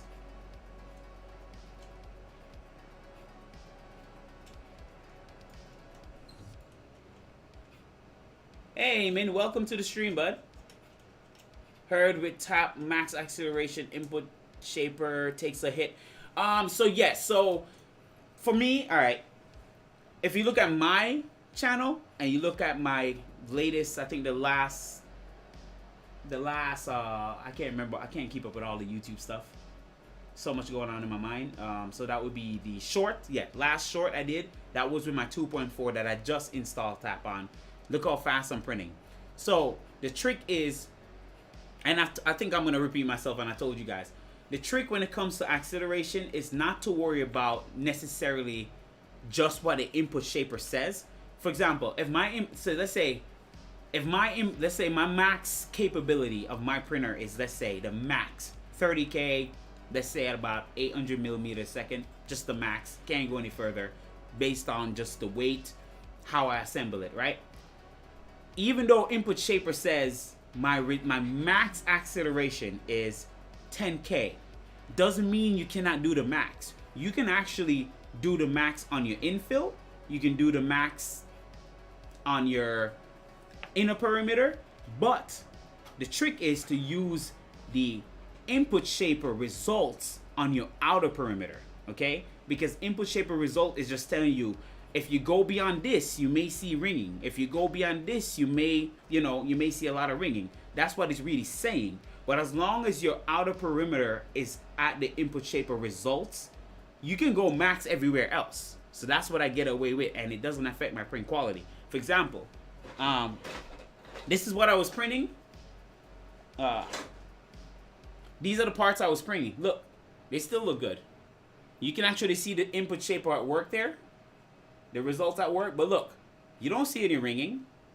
Look, there's no ringing on the prints. See? There's no ringing on the prints. So if I get closer, there's no ringing on the prints. So that is the trick. The trick is not to limit your acceleration to what input shaper says, but you work around what input shaper result is. So basically, max everywhere else, but use the input shaper result on your outer perimeter. And that's what I do in order to keep the speed, basically. Maintain speed and quality without, causing a bunch of issues. So that is the trick. We'll definitely do why the... Miss Sherry, hey, welcome to the stream. If I didn't say hi to you, why the Rook 180 build live is set to March? Well... That's because this is going to take a while, as you can see. I still haven't removed the bed yet. So it's going to take a couple of streams. So I've kind of pushed it out a little bit. But as soon as I'm done this, then it will be the Rook 180 time, build. So this will be the last build because I'm taking some parts from this for the Rook 180. But so that's why I pushed it out.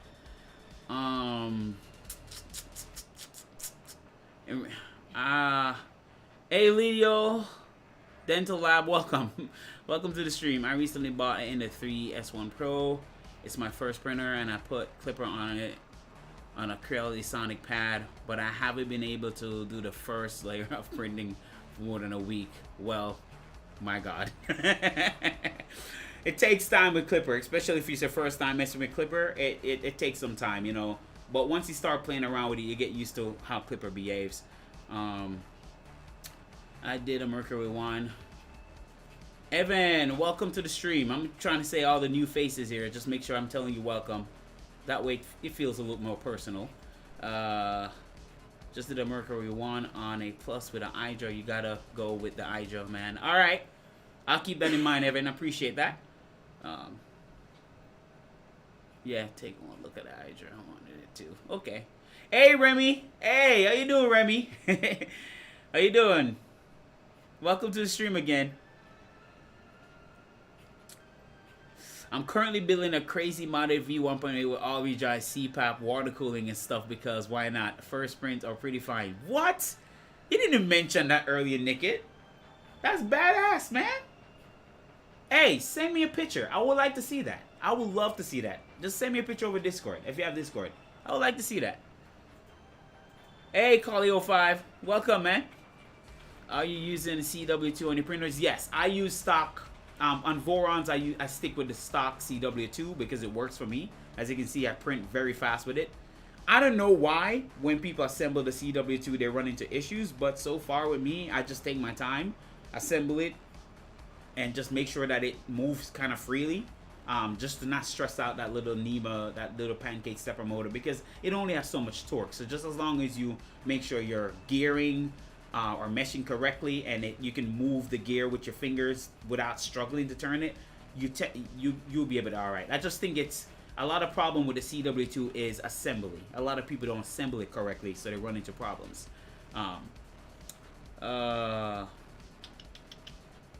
What input shaper do you use? My result tend to be MZV or ZV. That's the one I stick to. The rest of them are very aggressive and they start smoothing out your prints really fast. So if you can stick with the MZV, ZV results, those are better. They're lighter on the input shaper, but every other one of them are very heavy. Like you'll see a lot of smoothing on your prints.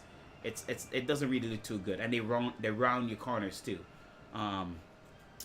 Hold on. This chat is moving fast. I'm trying to keep up. Do you use cooling for your ABS? Yes, I do. It's a must. Do not print ABS without cooling. Contrary to popular belief, use cooling, because if you run ABS without no cooling, especially if you run it hot, like 250, I run my ABS about 250, 245-ish if I'm, depending on the type of filament. Some filament are more sensitive to heat than some. But if you're running 250, 260, do run cooling, because what will happen, you will start seeing a lot of bubbling on the side of your prints, especially if you're printing fast like I do. You see a lot of little bubbling. So you do want to have cooling, and in that case, you also do want to have good bed adhesion. That's number one. If you don't have good bed adhesion, it's gonna come off the bed. So number one, good bed adhesion, and then you can run a lot of cooling on it.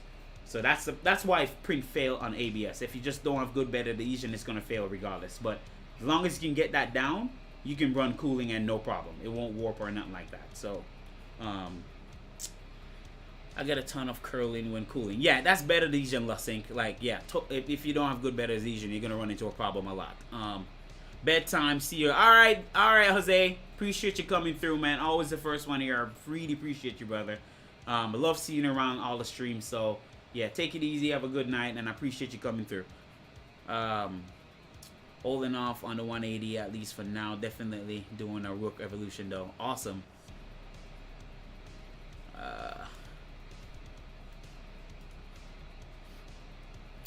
Squirrel Brain, good to know. I have plenty of time to finish TikTok 2.0.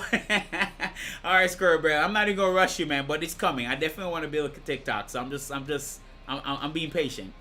That's what I do as well on my V0. I run 40k extend infill travel moves, 30k solid infill, 10k inner. Yeah, that's the correct way to do it. That's the best way to do it. Again, I call it speed optimization. It's really what you're doing when you're doing that speed optimization. You don't have to run 30k everywhere. Just use the speed smartly, use the acceleration smartly where it's needed, and you're still gonna print faster than most printer anyways. Just use it smartly, and you're basically still gonna save a ton of time on the prints. Sorry to circle back X5SA, but the Pro is much cheaper because they charge the printer cost plus 22. Wow, for shipping. Dang, that's expensive, Joe. But still, $319 free shipping. What's the difference? The Pro is not as easy to convert just because they have their guide, or linear guide. They're not linear rails. They have linear guides. So you can convert the Pro, but it's just you're gonna have to buy extra extrusion in order to convert the Pro, the X5SA Pro. But if you buy the X5SA itself, it's all extrusion based, and the little cheap wheels that they use on Ender, the V wheels. So in my opinion, if you buy the Pro, I would just keep the Pro as it is and just modify the crap out of it and just make it run good. Just basically make it run good. But if you're gonna convert, it's just best to go with the X5SA, just because you don't have to buy extra stuff, So that's the downside. I would say that's the downside if you go to Pro. It's just you gotta buy extra extrusion if you're gonna convert it to something. I will just end up with an extra part with Pro. Yeah, you're gonna end up with extra parts. Yeah. Same here with CW2 on all my builds. Very reliable. I love CW2, Evan. Like it's great. It works great for me.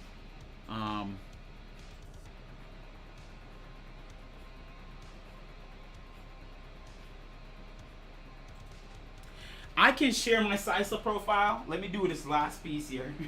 I don't mind sharing my slicer profile. Now keep in mind, we're going on another topic. I use the taboo slicer of the Voron environment. Everybody uses Super Slicer. I use Kira. And I'll be honest with you guys. I know you guys have your preference, and that's okay. Everybody should be able to choose what slicer they're comfortable with. I've tried Prusa Slicer. I like it, but I only like it for MMU prints, like multicolor prints. I'm not a fan of the interface. You know, the user interface varies depending on who is the person. And not every user interface is gonna satisfy everybody. But I do like Prusa Slicer. I do like the features. I do not like Super Slicer. I'm gonna be honest with you. I'm not a fan of it. It just look convoluted to me. There's just so much going on. I don't understand where stuff are. The way the UI works, I'm just confused. So for me, Cura just works. Okay, Cura just works. My mind just works like Cura works. So to me, Cura just works. And I study Cura so well and have such good profiles that it's hard for me to just look at any other slicer at the moment, you know? So for me, I use Cura. So if you don't mind using Cura, I'll share my profile. But, you know, I know everybody use a different slicer, so it's kind of hard to offer.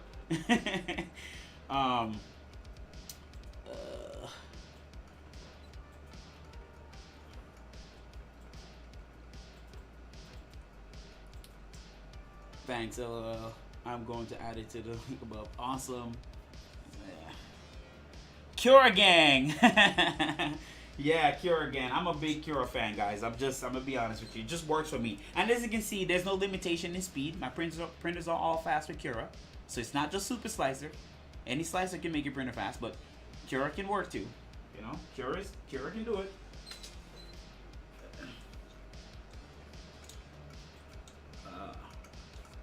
I gotta get this last two-piece out, and then I can slide it off.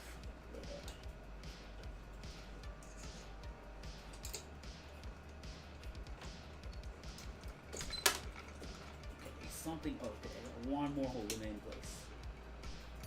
One more holding it in place. 1 second, guys. I'll keep up with you guys here. Just gonna take off this last piece that's holding everything in place.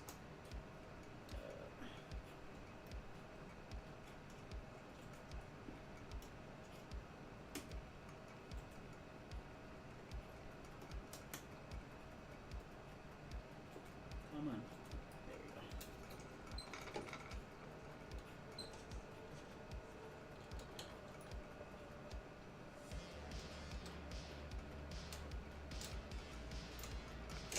Yeah, there we go. Jeez. Finally got that off. Okay.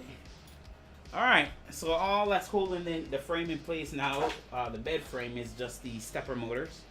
So I'm going to pop those off real quick, and we can take this off.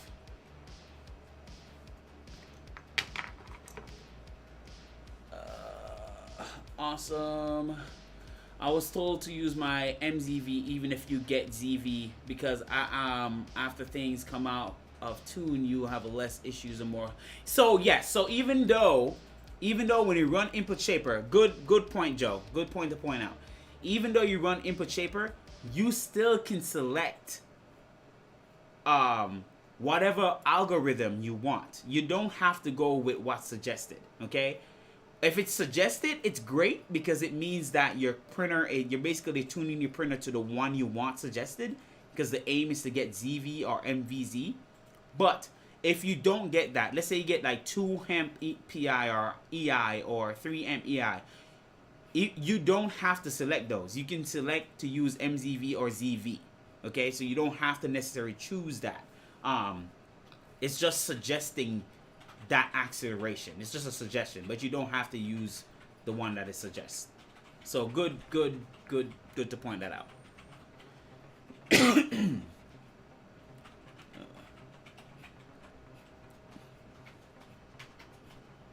What approach is better? Newbie trying to build is first printer, learn everything before starting, or start and learn by troubleshooting? That's a good question. That's a good question, Mesheri. That's a good question. Now I'm thinking, what approach is better? Well, based on my experience, just dive in. So I would say study. I would say do a little bit of studying before you buy whatever you're doing. If you get into the printing world, do a little bit of research, because that's what I did. I watch a lot of videos, and then do it and learn at the same time. I think just doing it and troubleshooting and learning at the same time really does help, because you're gonna run into little blocks, and the resources there to help, like again, YouTube videos, documentation. So I would say do a little bit of research so you know exactly what you're getting into, but then while you're, while you start it, you can kind of troubleshoot and everything. So a little bit of both, I guess. It's not really one way to approach it, but whatever is comfortable to that individual. But good question. That was a good question. It's okay. Everyone is entitled to their own opinion, even if they're wrong. Yeah, listen, man. Hey, listen, if you use Super Slicer, there's nothing wrong. I do not hate on it. I'm not like, listen, if it works, it works. The whole goal is to get good prints. So if it works for you, works for you. I'm just a Cura guy. That ain't gonna change, man. But I do not mind trying out other slicer. Like, I literally do mind. Like, I just downloaded Bamboo Lab Slicer, and I actually like it. I actually like the Bamboo Lab Slicer. Maybe because it kind of look like Cura a little bit. But I love the simplicity of it. I love how it labels everything. So if this Bamboo Lab Slicer works out really well, I might just make it my default slicer. We'll see. But I like the way it looks. I like the way all parameters are set up on it. So, yeah. Alright,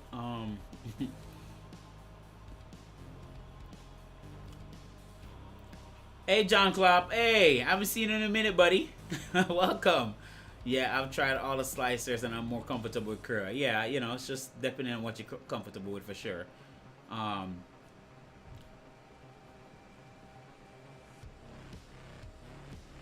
Get YouTube certified, Mashuri. YouTube would definitely certify you, for sure. Especially if you watch a ton of video. Nice. I shared some picture with my 1.8 there. All right, thank you, man. I would love to look at it. Love to take a look once the stream's over. Definitely gonna take a look.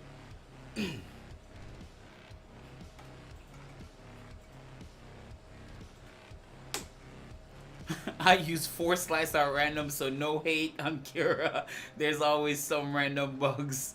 Slicer gotta be prepared. LOL. True.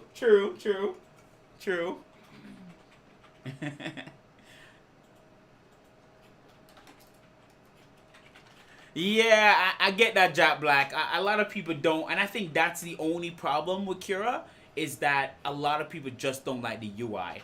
I just end up kind of learning the UI, because when I first got into 3D printing, of course everybody just jumps to Cura as the default. So, and I just happen to be the one to study it and know it, so I'm comfortable with it now. But yeah, that's always the complaint, is that the UI is not the most intuitive for a lot of people, and that's understandable. I totally get it. I totally understand that.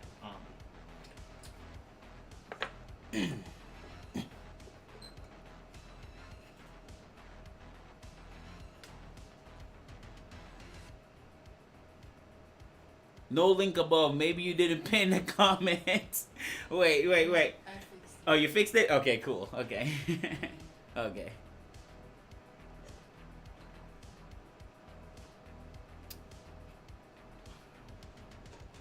You know what? I can just take this off. You know, let's remove it all together. Let's just remove it all together instead of making it separate.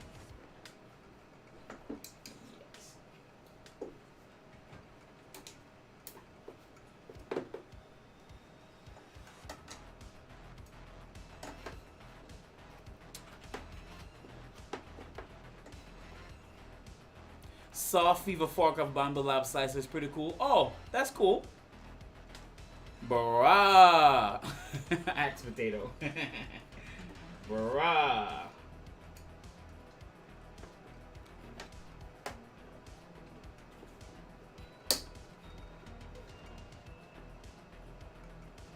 People say I'm crazy, but I prefer the profile management in Cura. Still use SS usually though. Yeah.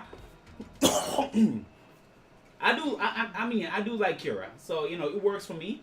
But I'm not definitely like stuck in just Cura. Like I don't mind trying slicers out. That's why I've tried a Super Slicer. and them. I'm not like so locked in on Cura that I can't try something else.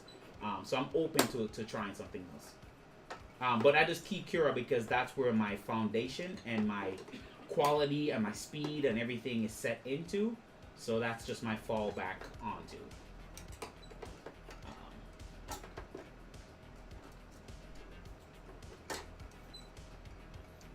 Alright, see ya, enjoy. Alright, Squirrel Brain, take it easy, buddy. Thanks for coming through for me.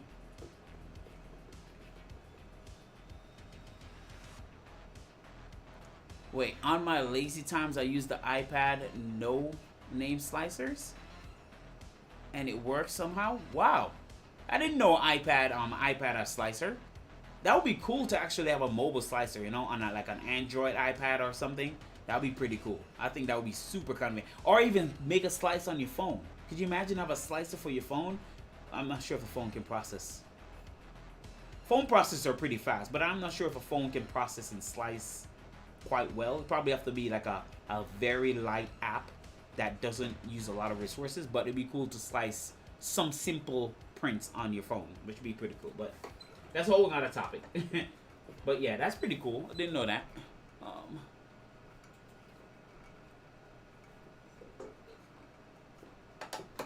Wow, this thing is tight. I'm gonna have to find something else to pop this off.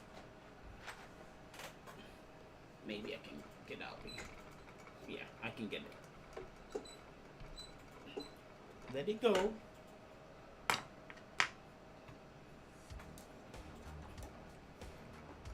it go, let it go.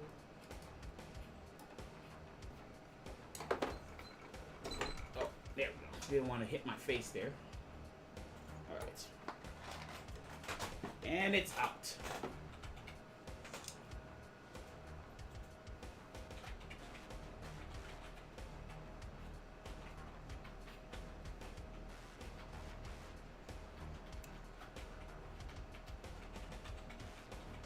Early in the morning here, brother. Gotta make some runs. Thanks for the content and thank you guys for providing. Hey, thanks for coming through, Beanie One Love. I appreciate you, man, and I hope to see you on other streams as well, man. Thanks for coming through.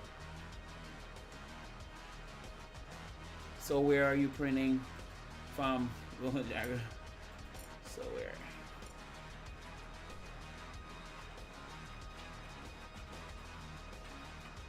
So where are you printing for? What do you mean, Jack Black?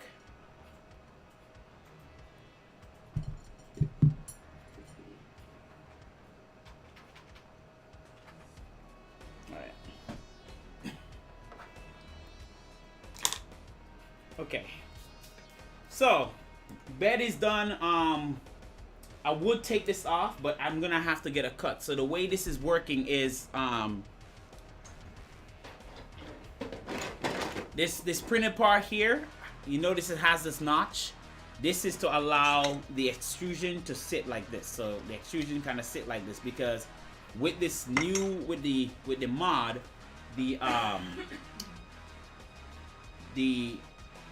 this rail got to mount like this. So you got to sit exactly like this right here, like so.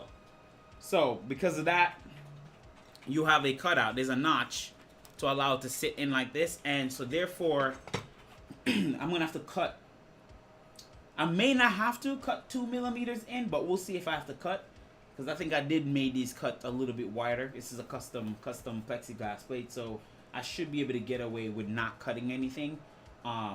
So that's what these are for, is the new stepper mounts, and then these are the new version of slightly wider version for these. So this is where the lead screw go on the 1.8. These are slightly wider, and the reason why for this is because with a wider mounting area, there's a little bit more stability on the frame, and especially since you're using linear rails in this case, MGN12, it kind of keeps the rigidity. That's why I'm able to get away with using tap. If I should use tap the way this was set up with the linear rods, it won't work. The accuracy will be completely off because there's so much flex in the bed. So this is a reason for this upgrade. Okay, so if you guys are curious, so it does add some rigidity to it.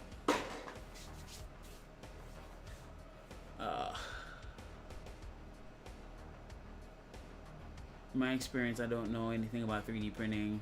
Then buy a obscure printer like a Delta, because again, you don't research and have no clue, which makes you jump off the deep end for sure. So for glass plus PEI, do you just wait for it to cool down to release? Yes, so you can wait for it to cool down to release the print. It can. However, it holds the print really well. I'm warning you now. It I don't know what it is with the PEI and ABS, but it holds the print like nobody's business. So even after cooling off, it still can hold the print really well. So what I would do if it does, there's two methods. I use your tried and true spatula if it's just having a hard time to come off, or if you take some alcohol water mixture like this. If you take some alcohol water mixture, and while it's cooling off, if you spray it on the prints, you will start hearing it crackling. Like it just pops. It like start crackling and it pops right off the bed. So you can just take it up and pick it up. So there's two ways to get it off. But like I said, that PI sheet really holds well. And that's why I'm able to turn up my fan, you know, the cooling on my fan, because it holds the print down. It really does do a great job of holding the print. So, but those are my method to get it off, if you can't get it off. Don't ask how I get started. Don't ask how I get started. For SLA printing, I actually prefer Pika Slice on the iPad over all the other SLA slides. So like Lychee. Okay, like Leech Cider. Okay, good to know. Thanks. Yep, for sure. I love how Bambu Labs slicer show main. Yes, I like that it shows mainsail and fluid in the actual slicer. It's pretty cool. Yeah, I really like that about it. I thought the same with top working on the stock Ender 5 Plus bed. It was working great. Better than BL Touch, yes. I like tap. I really do like tap. Alright, so my next MO here is I've got to tear down this gantry. So that's the next thing. I'm not completely taking it apart. All I'm doing is kind of like putting pieces off. So that way we're pretty much doing this from scratch in a way, kind of thing. So I'm gonna take this off. Yeah.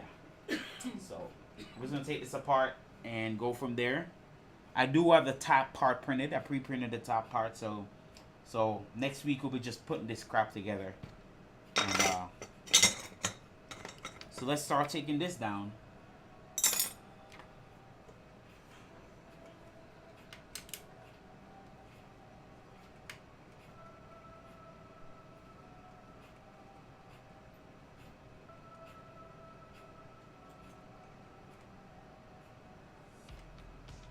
Oh, I see what you're saying. So Softy version has the simplicity of Bambu with more printers and features. Oh, okay. Alright, so I'm going to have to look into doing that then. Because I just have the stock regular Bambu version that only shows like Voron printers and I think some Ender profiles. So, good to know. Oh, how do you run your fan normally? Have you ran into any layer adhesion issue past a certain speed? So I usually run my fans at about 50% on all my printers, like on all my ABS printer, 50%. I run on my 2.4, I can run 100% and no layer adhesion issues. Like when you that print that you saw, I'll show you all this here, including all this stuff printed. This was all 100% fan. And there's no layer issue. If you can look, there's no warping or nothing. If it can focus a little bit. See? Up. Come on. You can do it. You can focus. There we go. See? No warping issues. And this was 100. This was about 80% fan speed on this. So, and it didn't warp. So it's all about the layer adhesion. The better your bed adhesion is, the more fan you can run. So yeah, I don't get warping on my prints ever. That warping for me with ABS is non-existent. That's like yesteryear for me. I can just set a print down and I'm good. Like I can just walk away from it and come back and it's done. It's so nice to have that reliability of being able to print and just not worry. Yeah, it's nice. It's a different feeling. Yeah. Wasn't like that in the beginning though. It was definitely not like that in the beginning. I'll tell you that much. Just a lot of learning and gaining new knowledge and insight has made it possible for me to print that, run those type of things.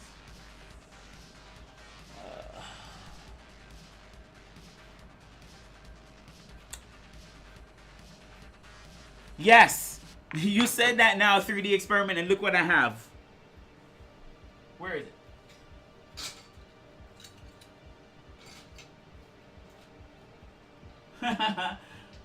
You read me like a book, 3D experiment. Look what I got. This is all the VZ-Bot printed tool head that I'm gonna try out on my VZ all-wheel drive. I'm gonna go to BL Touch route, but this was all printed off my Annex K3. So all this came off my Annex K3, which is printing amazingly well. I can't wait to do a video on it, but this thing is, yeah. This was all printed at about 20K acceleration, 300mm a second, all around. Like, didn't slow it down or nothing. And it came off the print. There you go. So there we go. So I'm ready for the new VZ-Bot tool head here. So yeah, good call on that one. I almost forgot about that one. I don't have issue with layer adhesion, but certain prints can get brittle if I go too high. But usually I have mine set at about 50-60%, 100% for bridges.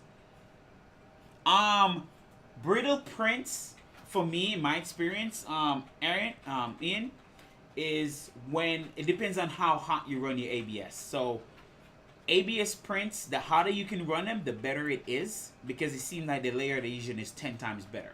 So if you're seeing it getting a little brittle, just run it hotter. Just run it a little hotter and try to see if you can balance out the cooling with the heat, and you'll get better layer adhesion. So minimum for me is 250 with any ABS filament.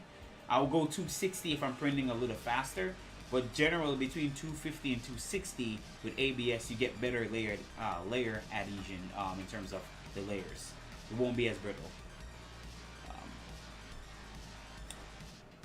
Yeah, I always remember multiple months ago, point default profiles there. Aha, nice. When will you stream that installation? Will the BL Touch survive? See, that's the one. That's what I want to do for a 3D experiment. I want to, because everybody say, even Nero says it, like BL Touch doesn't survive in either chamber. I kind of want to debunk that. That's what I want to debunk. Just like I think on his stream also, I think he was talking about you cannot mount MGM9 extrusion on V slots. That's not true. You can. And actually, here's the proof of it. Here's the proof of it. This is MGM9H mounted on V slots. Okay? You can mount MGM9H on V slots.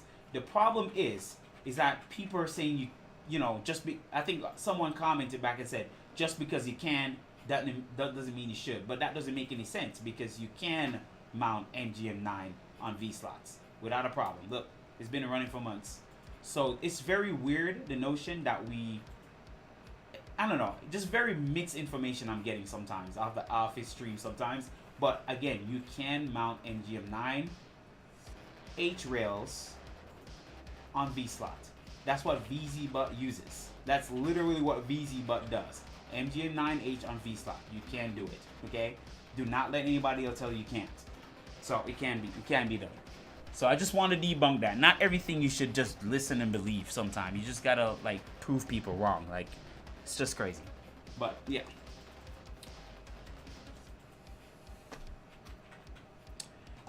So the point is, yes, I want to try the BL Touch in the either chamber, because I want to debunk that. I want to see if my BL Touch will survive. And I'm talking about some cheap BL Touch that I bought for like 20 bucks off Amazon. So if it can survive in my hot heated chamber, which is hitting by 60 degrees, 50 degrees, if it can survive then I know that it's not true. I will know that BL Touch can survive heated chamber. So that's the test. I'll report back though once I get it built up, and I'll do a live stream on it, and I'll report back and let you guys know if a BL Touch can survive a heated changer. So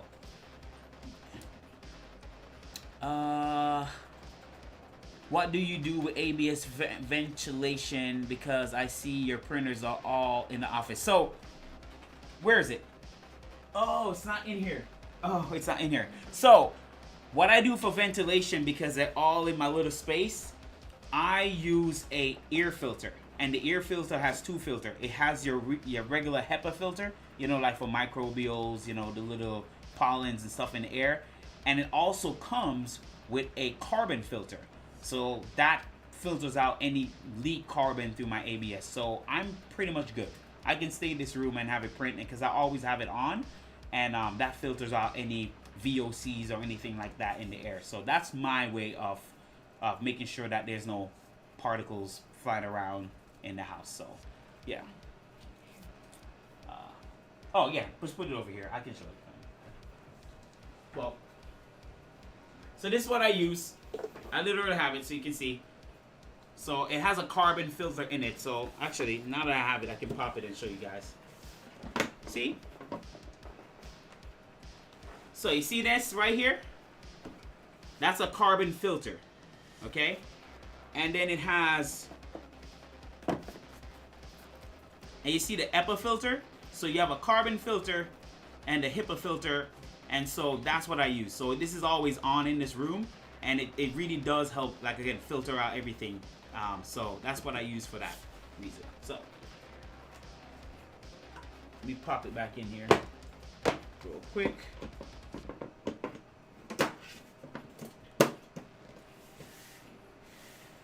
Now that you mention it, I'm gonna probably just turn it on in here so it runs.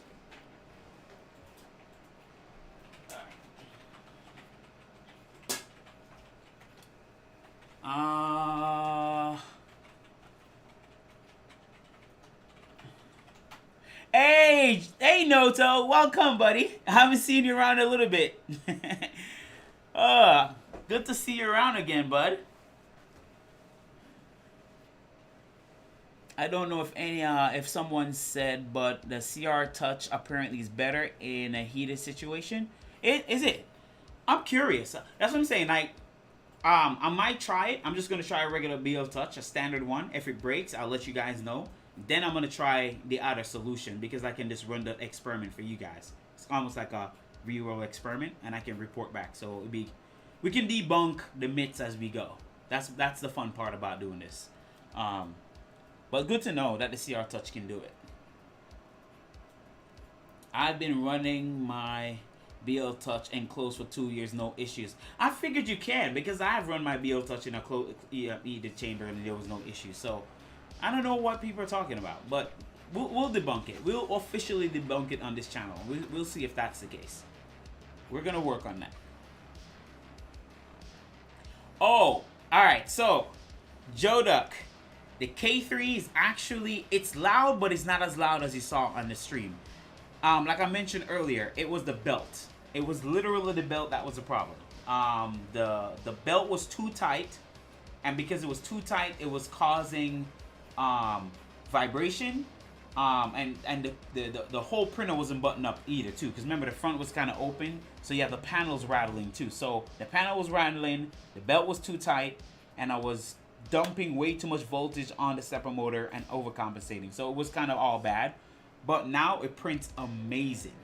I loosened the belts.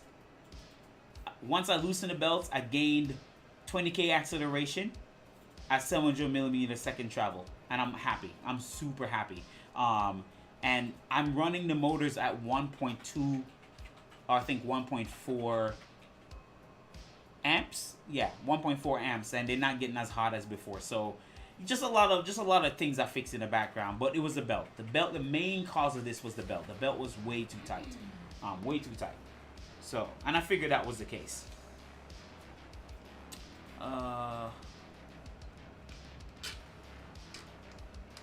Really, because I keep hearing that HEPA filter will not work. It's good to know from someone who actually uses it instead of Reddit. Yeah. So, yeah, man. So, basically, it's the HEPA filter just filters out just, like, again, your regular carpet, like your pollens, your regular airborne dust. That's what the HEPA filter filters out.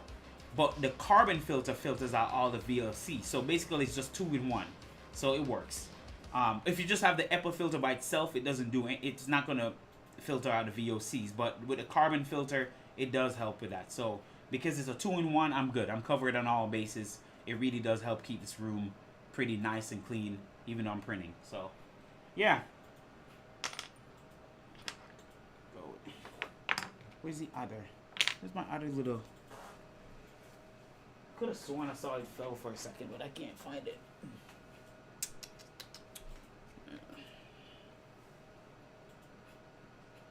Did I misplace the thing? I have one here. Oh, it's behind you. Can I have that, babe? It's behind. It's behind right here. It's. Yeah, it fell. It fell. That's why I didn't see it.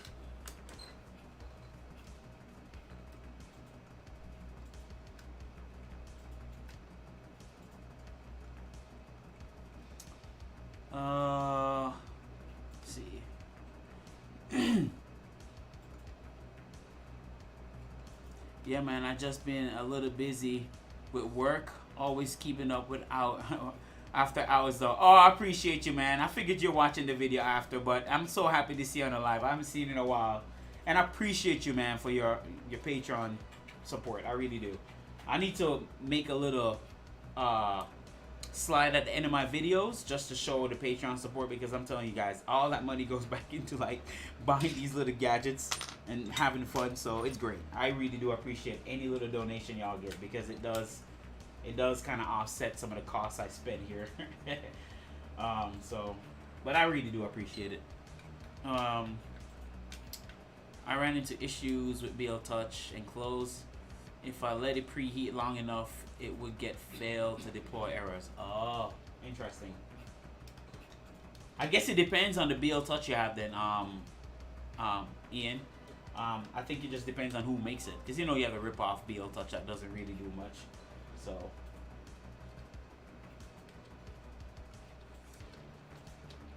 all right, taking off my Stealth Burner faceplate here.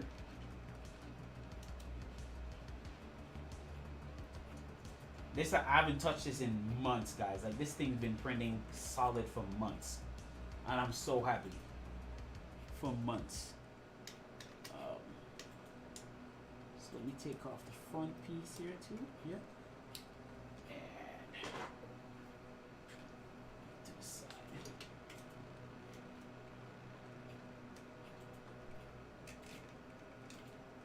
All right.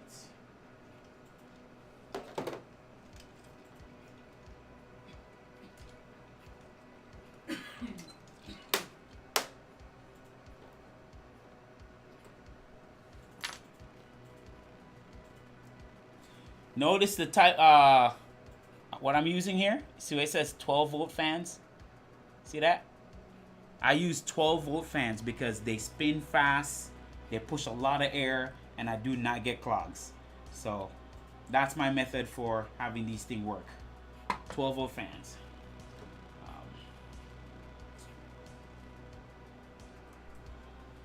And lots of JST connectors. And my Rapido is looking still good. No melting or warping. And this thing been printing solid for months, guys. Like, from I built this thing, I haven't touched it. It's been working amazing.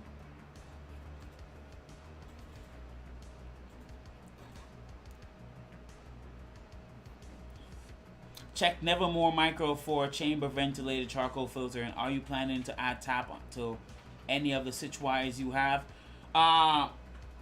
Welcome to the stream, if I'm saying the name. Basarsi. I don't own a Switchwire anymore. That's why you guys haven't seen them. I dismantle all my Switchwire. My Switchwire is basically Blue Boy. If you guys are familiar, you guys know my video with Blue Boy. It's a custom build. So my Switchwire is basically what Blue Boy is. The reason for dismantling the Switchwire, because after a while I was like, I don't really print on it that much. And I really built it for the ERFC. And I was kind of disappointed in the ERFC. I'm not going to lie, it was just too much trouble getting it working. So I just dismantled the Switchwire and designed, you know, kind of Mod Podge a bunch of parts together to make Blue Boy. So I don't own a Switchwire. However, I will be building a Switchwire and giving it away. So stay tuned. That's what I'm going to be doing.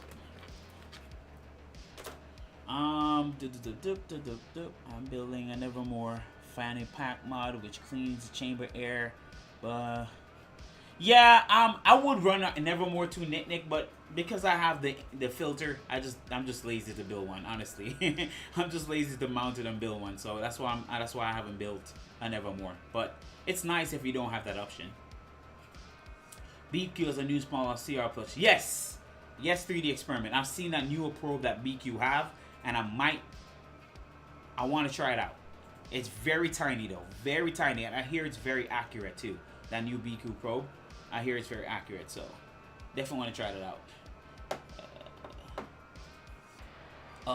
I hate taking apart working printers. Me too, Lusig. I hate taking apart working printers too. My printer was fine. There was nothing wrong with it. But, you know, in order to build another printer, I had to take it apart. But I hate doing it. But it is what it is. It was working fine. So, but I know what I'm doing. So I'm pretty sure once I'm done, I'll get it up and running again. So no biggie.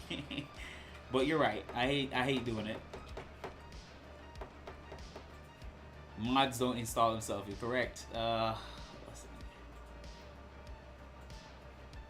How do you overvolt a 12 volt fan? So what you do, friends, you know, well, is I use a step up converter, you know, one of those little DC to DC step up converter, and you basically turn it up. So some fans, depending on the manufacturer, you need to be careful, but I run my fans typically about 15 volts. Okay, so these 12 volt fans, I run about 15 volts, and they push a lot of air. Okay, they push a lot of air. And because they do that, I also run my 50-15 fans, which are 12 volts, and overvolt them too, and they push a lot of air. So it's like a little cheap trick, to push more air in the fans. So yeah, so you just buy a little small DC to DC step up converter. You just overvolt it to about 15 volt ish, and then yeah, your fan will push a lot of air at that point. So it's worth it, in my opinion. It's worth it if you want to push more air to your out end. You run a 12 volt, 24 volt, most fan will die just in time from a reported be well over with it. What brand of fan are those? There's some cheap. This one is the one I'm using is from. It's called Wakefield. I got it from Mauser. Either Digitime or Mauser. I think it's Mauser though. It's called Wakefield. It's 12 volt and it's 0.18 amp. And these things, they push quite a bit of air. So that's what I'm using. What brand of fans? I had good luck with 12 volt G-Steam. Way more airflow. Experimenting. I'm not just getting into now. Sad. I was getting problems with with it slightly flex itself. But when I'm trying to understand. I was getting a problem with that. It slightly flex itself, but when not on the frame, it doesn't flex. Interesting. Yeah, I'm not sure. My Switchwire have always worked, but I can kind of see what you're saying too. Yeah, I don't have any Switchwire, bud. It's been a while. Let me see. Oh, I figured people are running them like 16 volt or something. You can't increase the volts, but you can burn them out too. If it's a cheap fan, you can burn it out. But I usually run 15 volts. You can feel the difference. You can actually feel the difference in the air it pushes. So don't get me started on taking apart working printer. Oh man, yeah, 007, I get you, bro. I know. I see you put in the work, buddy, so I definitely understand. Buck converter. Yes, build it basement. Yeah, buck converter. I see the work you put in, brother. So, yeah. When printers are... See, that's the thing with these printers. You get the itch real fast to upgrade. The newest, latest thing come out, and you want to upgrade it, even though the printer's working fine. It's one of those... Yeah. Yeah, don't remind me. It's yeah. It's one of the quirks of this hobby, you know?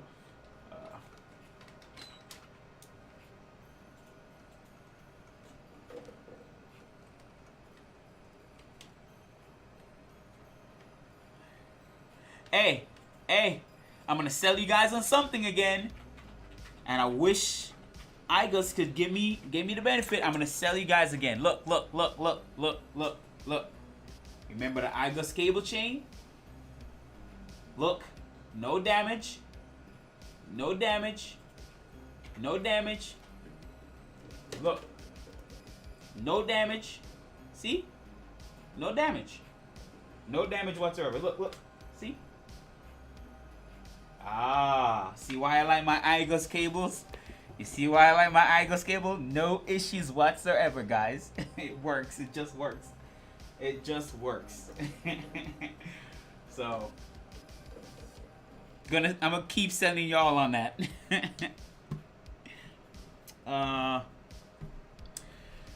15 volts. I've seen people running GST time from 12 volt to 24. Yeah, I hear the GST fan qualities are pretty good, but yeah, these cheaper fans, I'm careful with them because I'm not sure. So I remember when I got a 50-15 fan, 12 volt, and I ran 24 volt to it, it just burned it out. So, but when I turned the volt down to about 15, 16, it works fine. So it just depends on the quality of the fan and the brand that you're getting it from. I guess you can't do a buck converter like that with a tool board PCB, huh? Yeah, you may. Who knows? It's possible, Tronxy. It's possible. But I run my buck converter from underneath the tray, and then run it through from there. But how is the fan noise with overvolting? It's no different, honestly. There's no difference. If I wish I could turn on. Can I reach over there? Let me try something. I'm gonna try something for you guys. I'm gonna do something nice for you guys because you know you guys are making the stream so fun. You know what?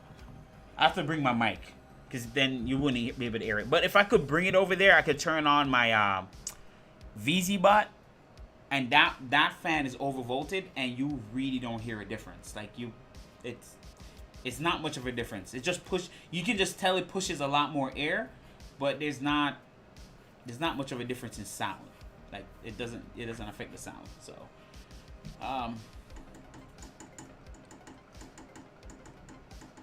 after my 3, I tried building a Switchwire, I just throw it away and build a 2.4 of the parts. I'm dumb. I'm dumb, or the bed slingers just hate me. Honestly, Switchwire is a fun build. I just think it's the belting routing can be improved. That will be my suggestion to the Voron guys. If they can improve the belt routing, like the way the Z is routed, because when I built my Switchwire, the first thing I noticed, the belt rubs. If you don't align those pulley, the belt rubs a lot. So I would say the way you mount the 2 motors on the side and the pulleys and everything need to be improved. So if any version of Switchwire they want to do with to improve those, the belt alignment, the pulley alignment, make sure those are aligned. I think it needs that update. If it gets that, then a lot of things will be fixed. I think that's my suggestion for the Switchwire for the guys. I'm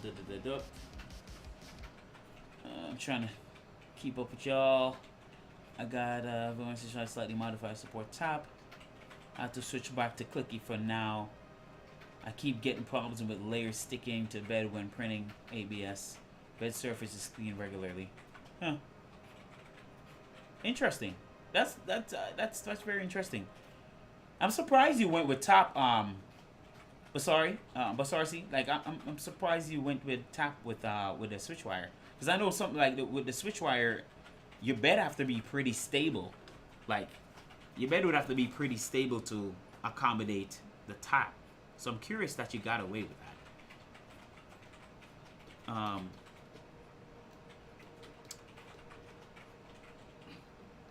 I've got a bunch of mods bookmarked already thinking of doing the Rook 180 sideway version to print without supports, possibly expanded 2020. Oh, nice.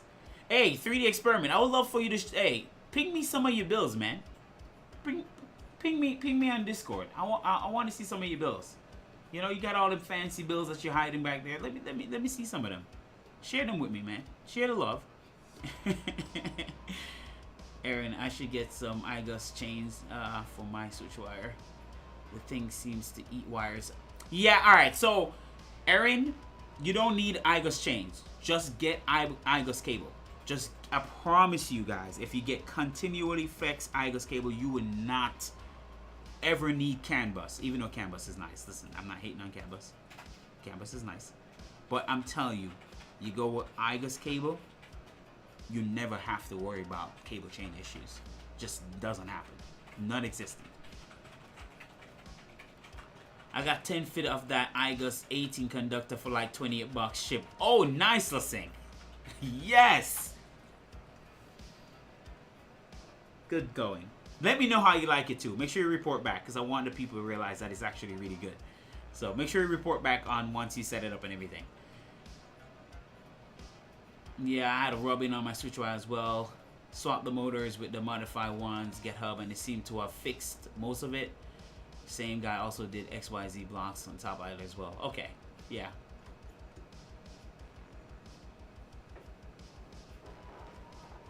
I'm going to start ordering parts for my Voron 2.4. It's not going to be cheap. Are you self-sourcing, Colton? And welcome to the stream, buddy. If I didn't say hi early enough, are you self-sourcing? It's not that hard, but honestly, I will push you to a kit. But self-sourcing is also good. You just have to be careful where you're shopping at because some things can be pricier. But if you can get a kit, get a kit. There's some really good kits. So, but self-sourcing is not bad. You know, I like self-sourcing myself. I'll share, but they're messy and functional. I always have to get prints out the door for sale.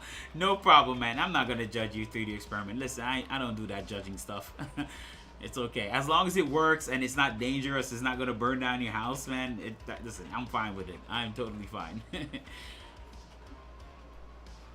Yeah, I got modified bender too bad. Real. Yeah, I gotta modify my bed to use 2 rails. Okay, yeah, 2 rails will make it a little stable. I got you. 2 motors, but with the option I get problem with the bed carriage sticking, moving. I don't know. Maybe it's because I have sensitivity too low for sensorless homing. It could be. Sensorless homing is very finicky, so you just gotta be careful. Even though I love it. But okay, that's cool. That's cool. That makes sense.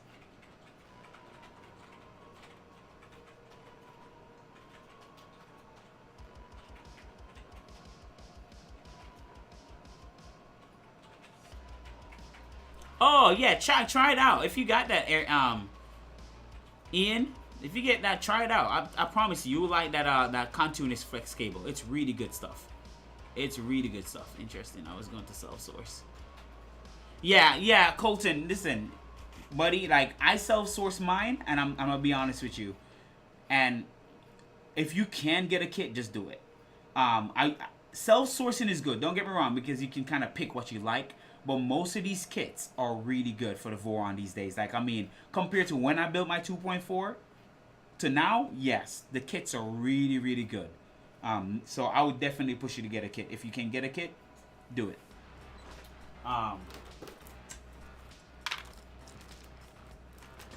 Okay, so let me take this off. And we're going to plug this out.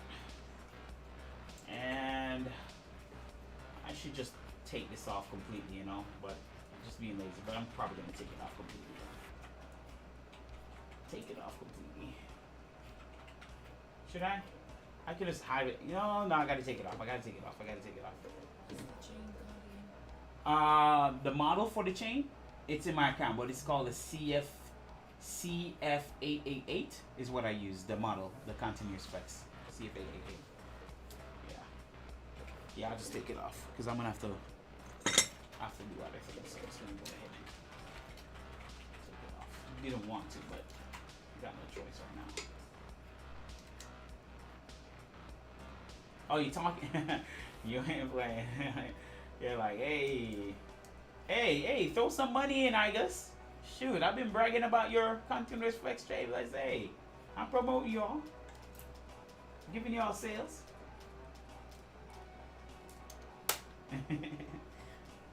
Alright, so this is my extruder. It's nice assembly. My clockwork too. It's been working good. Look, funny enough, guys, look, if you can look, I'm using the cheaper motors too. Look, these are the cheap Physec motor. And I'm printing fast with them. And these are cheap, okay? I got like $8. Like I paid like $8 off AliExpress and I bought 8 of them. That year they announced Clockwork 2. I think was it last year that Clockwork come out? No, that was 2021, right? Yeah, 2021 is when Clockwork 2 came out. I can't remember. Has it been that long? Jeez, I can't remember now. Wow, it's actually been that long. So I think it's the end of 2021, right, guys? December 2021 when they announced Stealth Burn on Clockwork 2. I'm pretty sure. But I'm using the cheap motors, and these things run hot, okay? If you're not careful how much voltage you put in through these things, they will melt through the ABS. and yeah, it will melt through the ABS. So I would say be careful how you mount this, you know, how much voltage you run through them. Yes, last year, December. Okay. Yeah, I was kind of off. I wasn't sure in my head when it came out, but yep.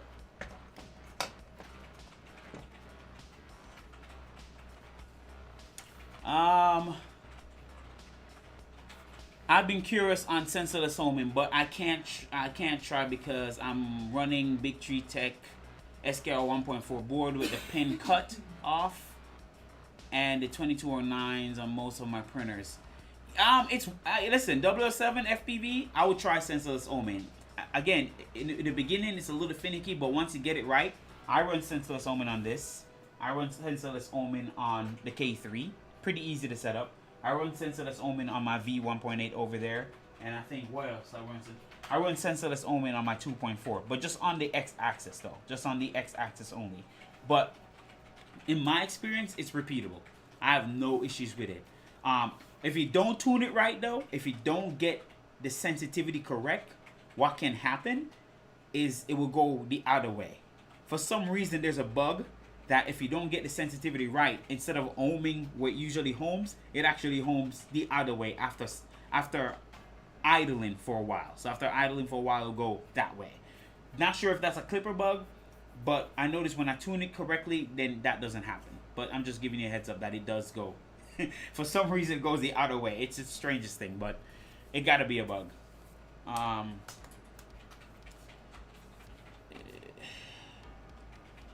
Need to look through the chain flex option. My current wire breaks on the Switchwire. It's one of the bed heater wires, so I have to need a the chain flex in that I use is the CF. If you go on IGUS website, it's the CF888. That's the one I recommend because you have a lot of option with it. Huh?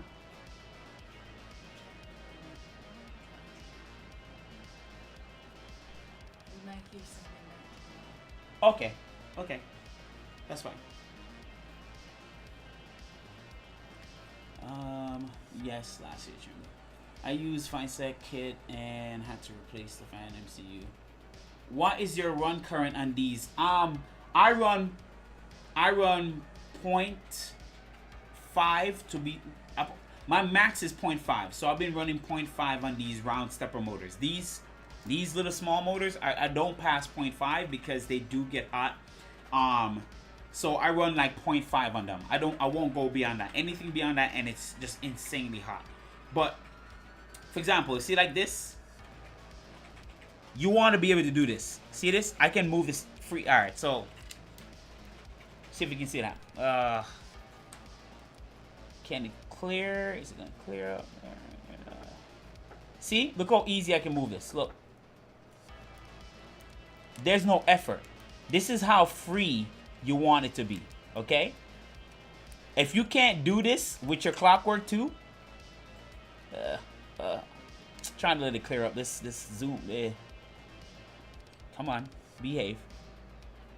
Are you gonna clear? Behave. Yeah, it's not clearing up for me. But if you can do this easy, you're good. You don't need a ton of voltage. The problem is that if this is stiff, if this is hard to turn, like really stiff, then you're gonna end up using a ton of voltage on the motor to overcome that. So it's all based on assembly. So like this is moving freely. Look at it. It's just easy. I can just touch it and it moves like that. Super easy.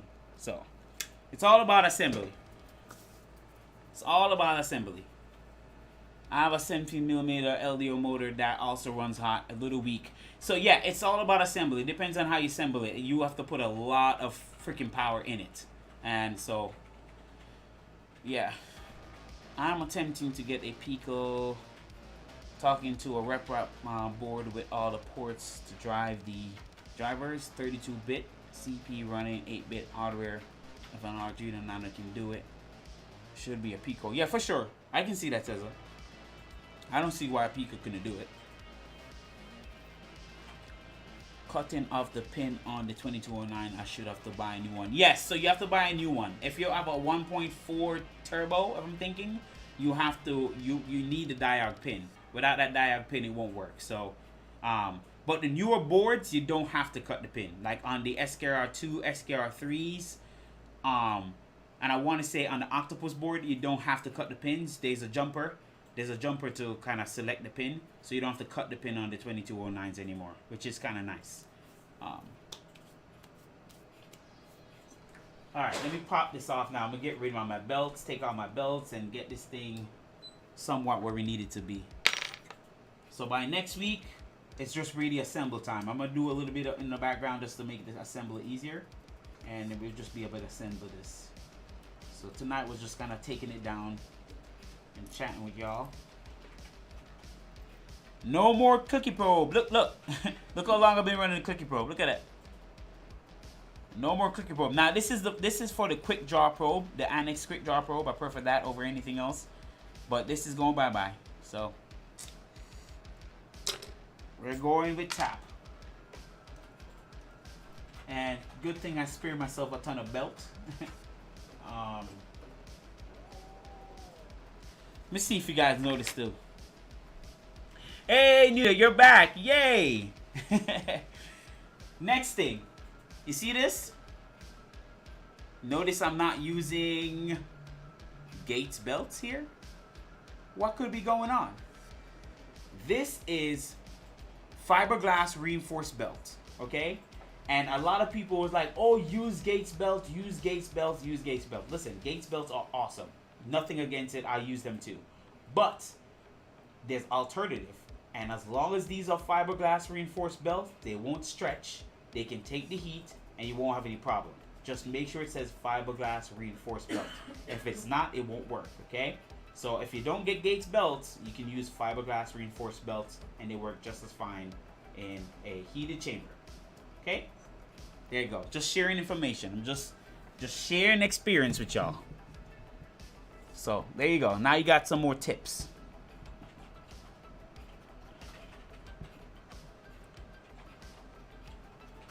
All right. Let me see what else.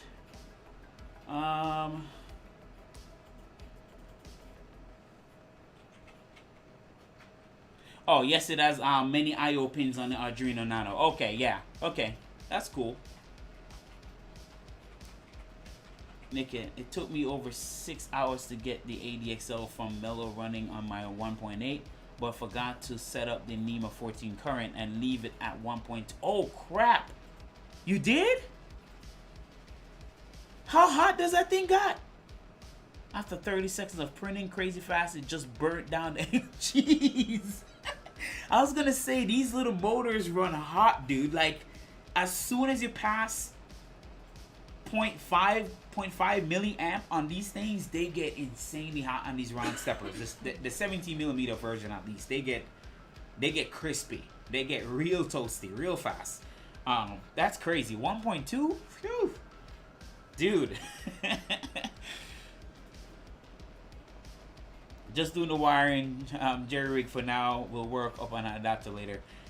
Tesla, show me that too, man. I would love to guys show me some of the pictures of what y'all working on my Discord. I'm so curious. Like, some of the stuff I can learn a lot from too. So if you guys have stuff you'd like to share it with me. I want to learn. I want to absorb everything. Finally off work. Nuno, I know that feeling, man. But I'm glad you can make it back in time. I'm glad I was streaming long enough for you to get to at least see the final part of the stream. But yeah.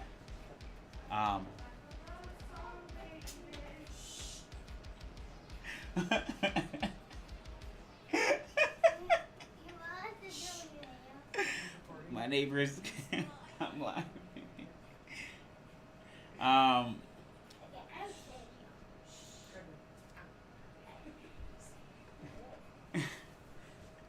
Sing to the camera. I can teach you what not to do. You can teach me what not to do. Trust me. If y'all see the struggles with that Annex K3 build, right? Trust me, I know what not to do. That was an interesting build. So they can't. Sure, I guess. Okay. So this is my my daughter, not my real daughter, but she wants to say hi to you guys. So say hi. Hi. So hi, YouTubers. Hi, YouTubers. So subscribe. Hey, subscribe. Subscribe. Oh, you cute. She's so cute, guys. All right, let me know about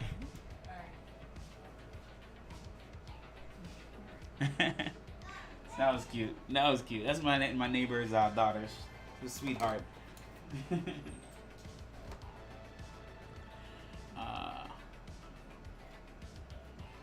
Two will be the first day of my Rook Prince. Nice. Nice. I can't wait to build mine. I'm excited to build it. I'm excited to build a Rook. I'm excited. I'm running my my GDS time 12 volt at 24 volts. Sounds like a jet engine. I need to try that fan out. Everybody recommend that GST time. I'm a big Delta fan. You know, I love the Delta fans because they're loud and they know they do industrial fans. But I'm gonna have to try myself this GTS time thing that you guys are doing here. I'm gonna have to try one out. What a sweetie pie. Yeah, she's awesome. Yeah, I made her week. Yeah, she wanted to say hi to y'all, so it was nice to show it off.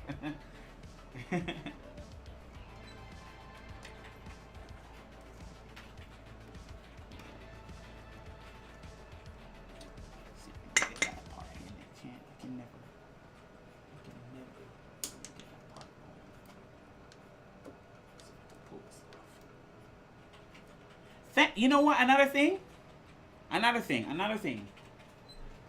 Thank God. Thank the Voron group for going. I hated this. See this? This was inconvenient.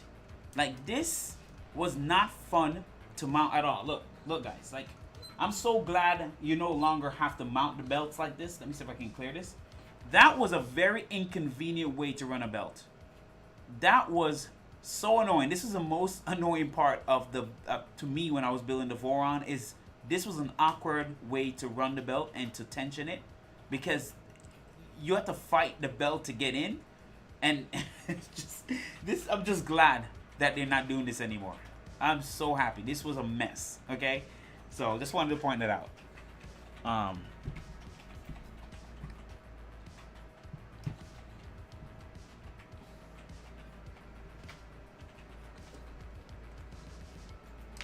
That was a very messy way to run this belt. So thank God that we're not doing that anymore. Thank you.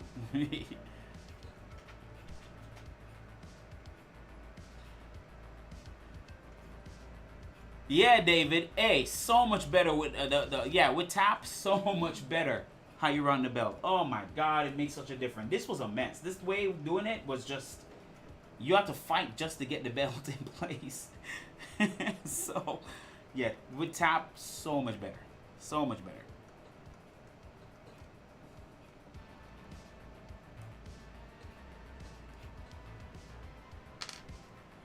There are bad things about Vorons, but the good things, they do evolve on, improve their design. Yes, for sure. I agree with you.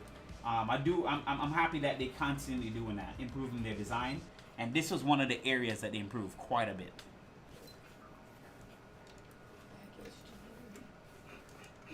See if I can take it out now. Can you pop it out? Here. Oh. So, got a package, guys. So, because of what I told you earlier, that they broke into my car and stole all my work equipment, I finally bought myself front and rear dash cams. I should have had this in my car from day one. and it's kind of partially my fault because my mom told me to buy one of these forever, and I slacked off and didn't, and look, now I'm kind of paying for that. So I went ahead today and bought rear and front dash cams just in case this stuff happen again, you know. So install that at some point tomorrow after they fix my window.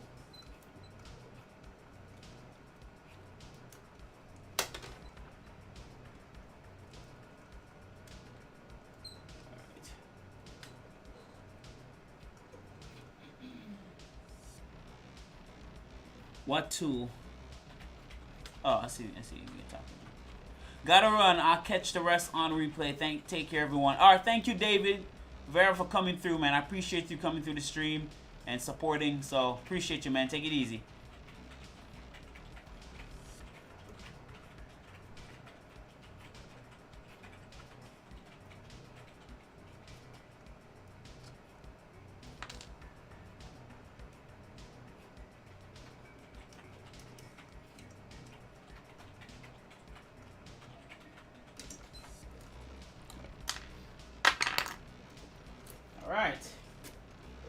So I'm just gonna leave my belt. I mean, well, I gotta take off everything anyway, so I gotta rerun the belt. But I'm gonna reuse the belt, so it's all right. It's okay, cause I'm gonna have to rerun a lot of this stuff. So.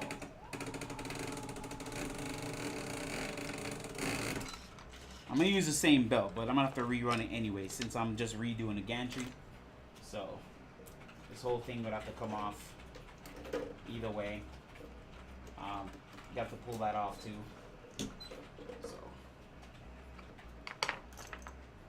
strip down. You know, I can actually lift this off, don't it? The whole thing. So I'm just gonna go ahead and lift off the whole thing because it don't make sense even keep it on here. So, and then I can pull off everything else.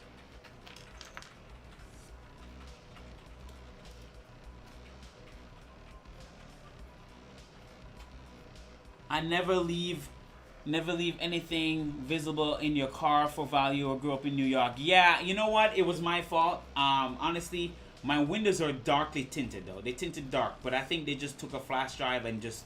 But the funny thing is 3D experiment. Like, I've been having that book bag in my car forever. For years. I've left that book bag with all that stuff in my car for years. And this is the first time in 7 years that we've been here that my car got broken in. I guess it's just the weirdest thing. It's like, I don't know. It's just strange. I guess it was my time. I guess it was my time, but it's just, yeah. I know better now. I'm just going to start putting it in my trunk so there's nothing there for them to touch.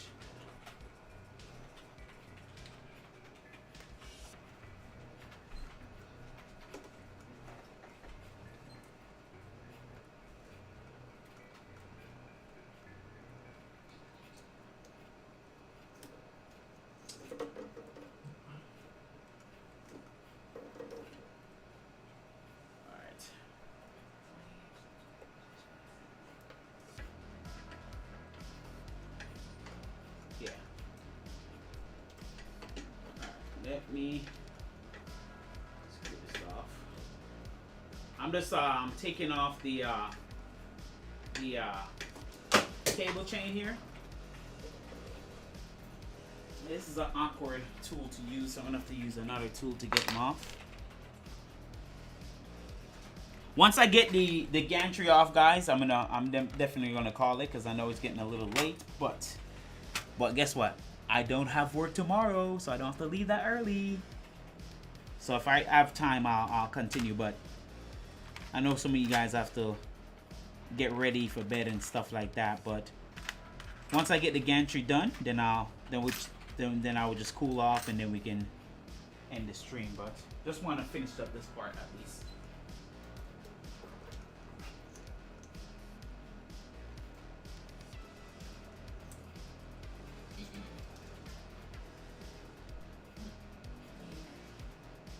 Who has one?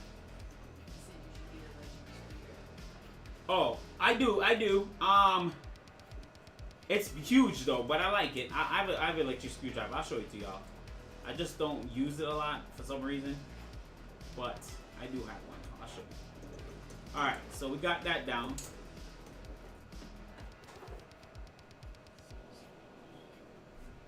Got that off.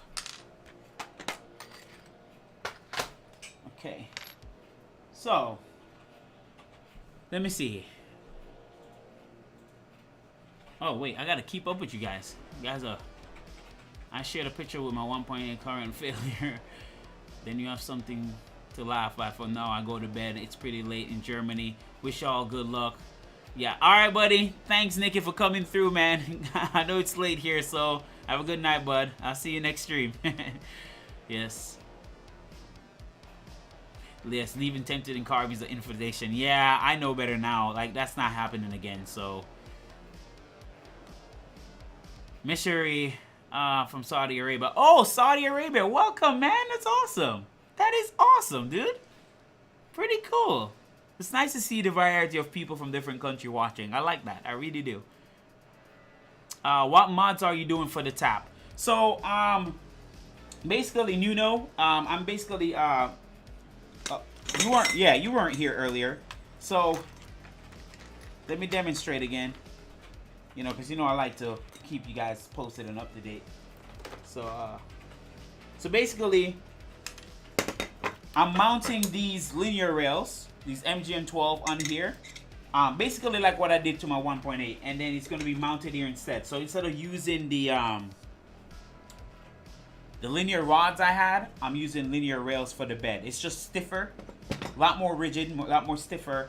And then once this mounts on it, basically you have this here.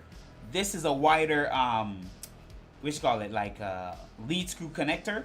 So this this gets mounted on top of this, and so now you have a more rigid bed compared to the small connector here.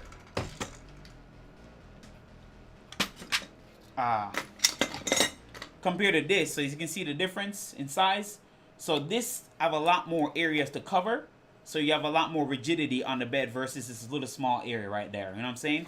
So basically, you need that upgrade in order for top to be rigid, because I did measure the force top put on my bed. I bought a kitchen. Where is it at?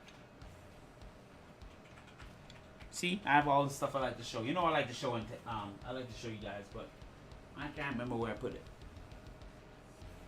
I bought one of those kitchen scales, just a little kitchen scale, and based on the reading, it's saying the pressure that tap put onto the bed is about 600 grams. Is what I'm getting, about 600 grams. So, so you definitely need this bed mod in order to use tap.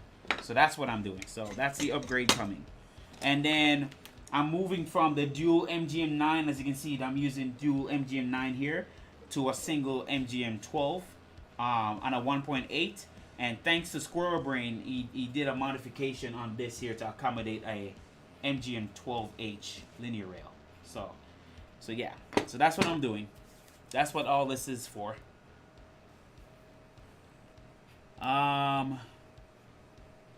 You should get an electric screwdriver. I do, but it's not one of your fancy ones. It's some it's like there it is.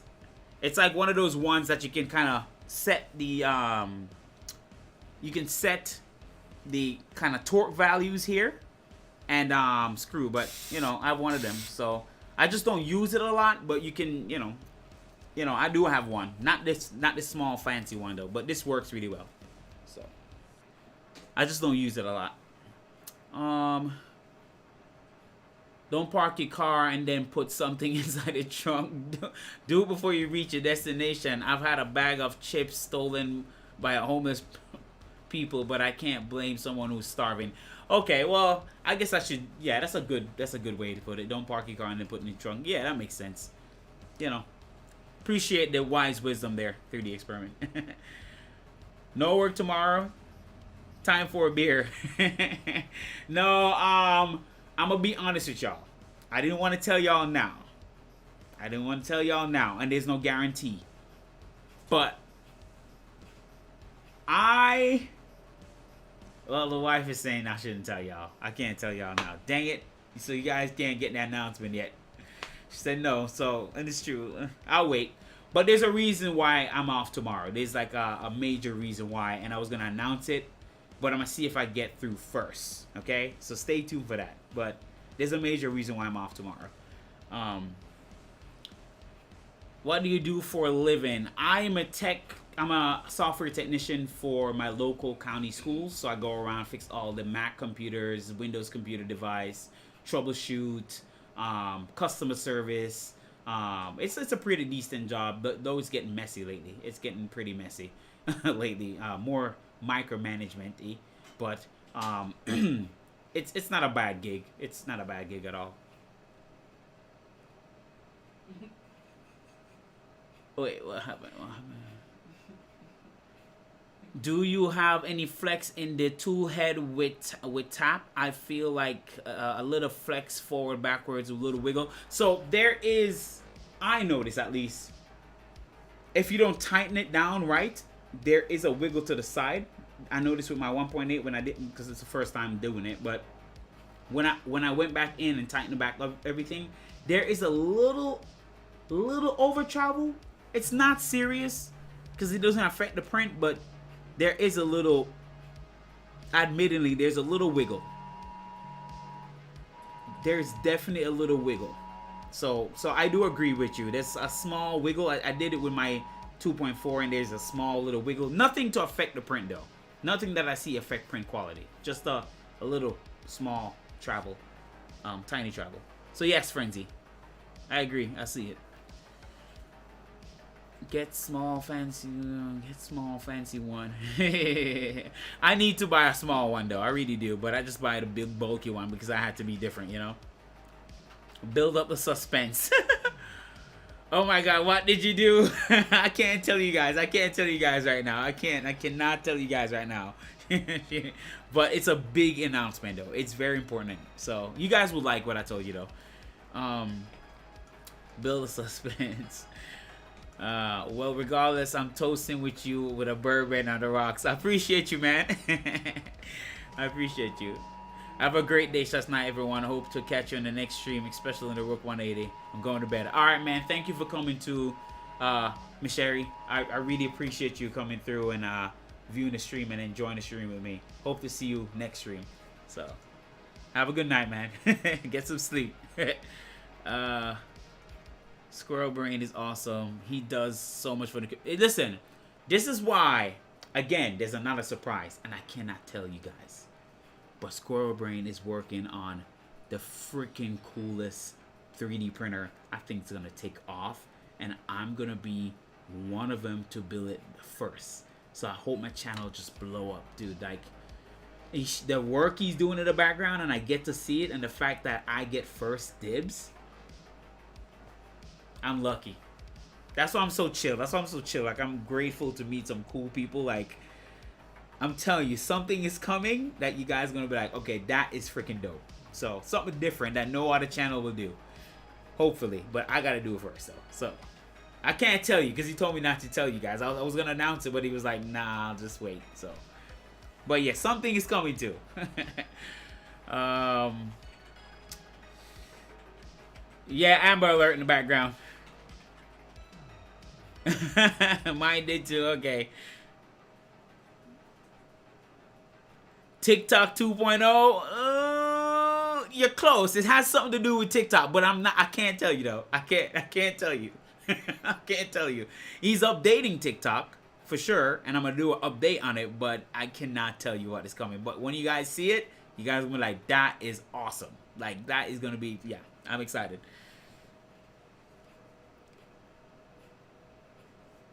I'm excited. So I'm excited. Let me take off this gantry top and then we can call it a night. But I'm excited when you guys see what's coming.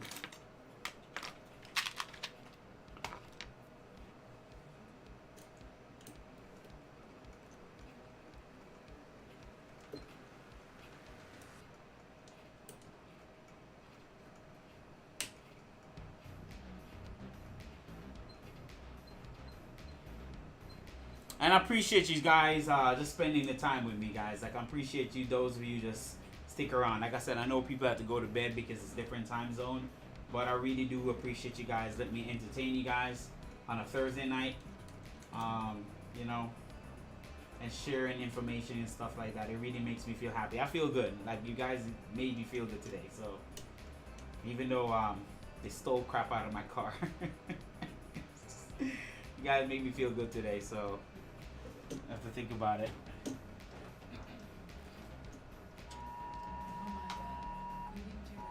Oh, phone going off. Oh, it's going off here. Oh, I forgot you had. Yeah, it's going off there, not on here. It's gotta be still connected. Yeah, I don't know why it's still connected, but it looks like it's still connected.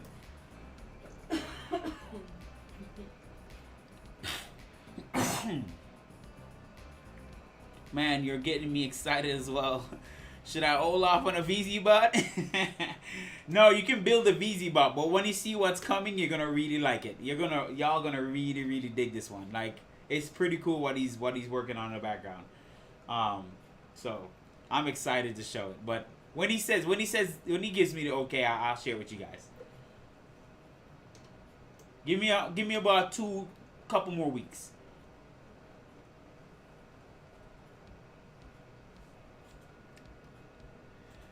Bro, we really appreciate you guys for real. It really shows how much you guys care. It's awesome. Thank you, man. Thank you. I love this community. You guys are awesome. You guys are awesome. So, I'm just a small channel, but it's fun. It's this live stream is fun. You guys have made me comfortable to share. So, yeah, I like it.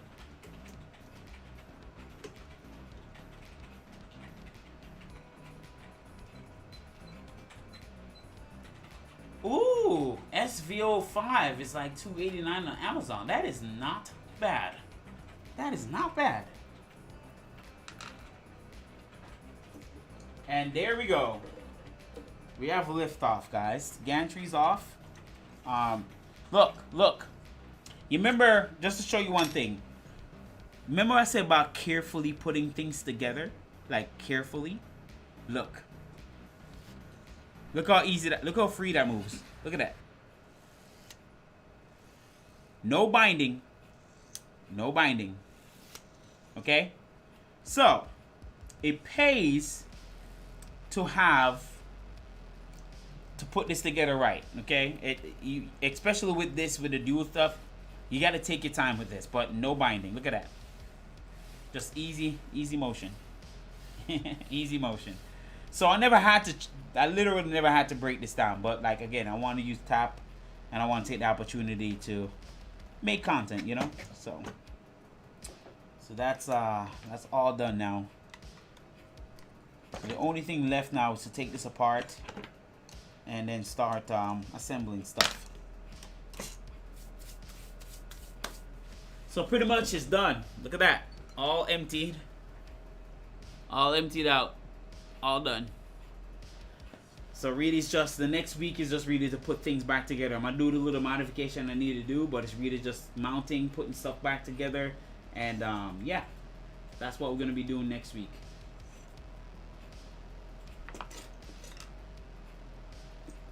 Great Mercury 1 candidate. Is that, I'm guessing you're talking about the SVO5, right? Lusink? I'm guessing you're talking about the SVO5. They got rid of all the dual rail design, right? Yes, they did. Because you really don't need it. Honestly, the MGM12, if you look at the difference in thickness, like, you don't even need it. The MGM12 is pretty thick. Like, it's beefy. Like, you don't even need it.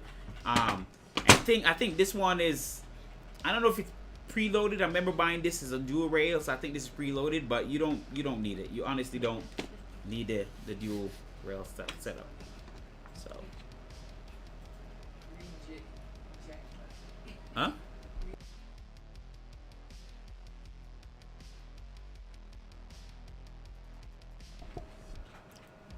You better remember us when you're cruising in your Bentley, cause yeah, you're gonna blow up for sure.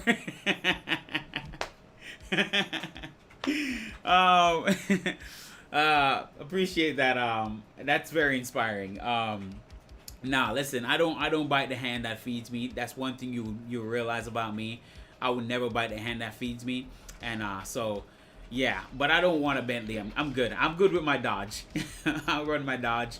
I'd rather buy a house over anything else. So for me, those things are like not important. But you guys are what I'm in it for. Like just to entertain and share my passion and just have a laugh. Like that's what I'm in it for. So yeah, I won't forget you guys. Don't. That's not a thing for me. I'm grateful. I like the Mercury one a lot, but it isn't easy to enclose, unfortunately. See, that's the only down part with the Mercury is that you can't enclose it. That's really the only down part is. But I do want to build a small one. I do want to build one with just a regular Ender 5, nothing too big. Just buy an Ender 5 Mercury build. I think that would be pretty good to build and maybe give away or sell.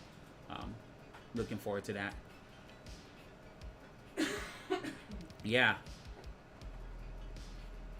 Oh, your Dodge is quite nice already. Hey, thanks, man. Yeah, you see, my Dodge, if you guys are not familiar, I have a Dodge Charger 2017 Daytona 392. I bought it back in 2017. It's fully loaded, so it's all feature rich. There's nothing left on it. It has the automatic parking, automatic sensing, sunroof, you name it all. Love the V8 on it. The only thing I did to it was cut off the, you know, you have a mid pipe and then the regular pipes. I cut off the mid pipe to make it louder, and I lowered it on lowering springs. So that's the only two modification I did to it.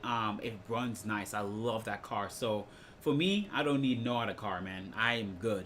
It's a gas guzzler. I'm not gonna lie. It eats gas, guys. Like if I put my foot down, that's dude. When I say gas drinker, these V8 drink gas, but you know, thank God I don't work too far from where I live. But at the end of the day, I do love my car. I'm almost done paying it off, and yeah, I'm not trading it for the world, man. I'm just gonna just run it through the ground. So yeah, really like my car.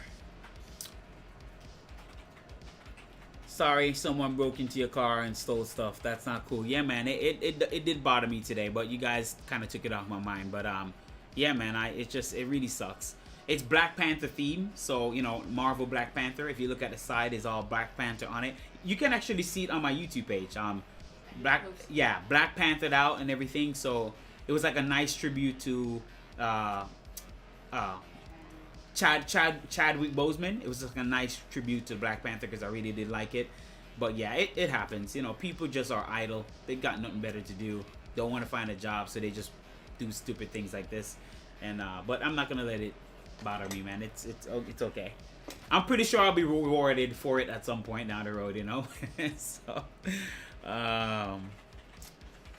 one of my AC parts are coming off the bed. Oh no, Billy Basement. Uh-oh. Hold on to that Dodge. They will go up in value, especially with the motors. Yes. 3D experiment, you did mention something. So right now, I only owe, I don't mind showing out numbers. Doesn't bother me. I only owe $14,000 on my car, okay? It's paid off. It's going to be paid off next year. So I have one more year. So I only owe $14,000 on my car. Right now, my car has 35,000 miles. Remember, I bought this brand new in 2017. And because I already drive, I live close to where I work. I like 4 or 5 miles to work. You know, I go long distance here and there, but it wasn't much. So I only have 35,000 miles on that car. And it's a 2017. Do you know how much it's worth right now? When I went on Kelly Blue Book and look up how much it's worth, dude, I can sell my car for $42,000. That car brand new was $51,000. Of course, I got a $9,000 rebate, so I end up not paying that. I end up financing about 44 grand. But the fact that my car is worth $42,000 after what, 6 years? Yeah, 5-6 years. Yeah, like there's so much equity in it. So if I wanted to, I could trade it. But what's the point? You're almost done paying it off. I'm gonna trade it out for what?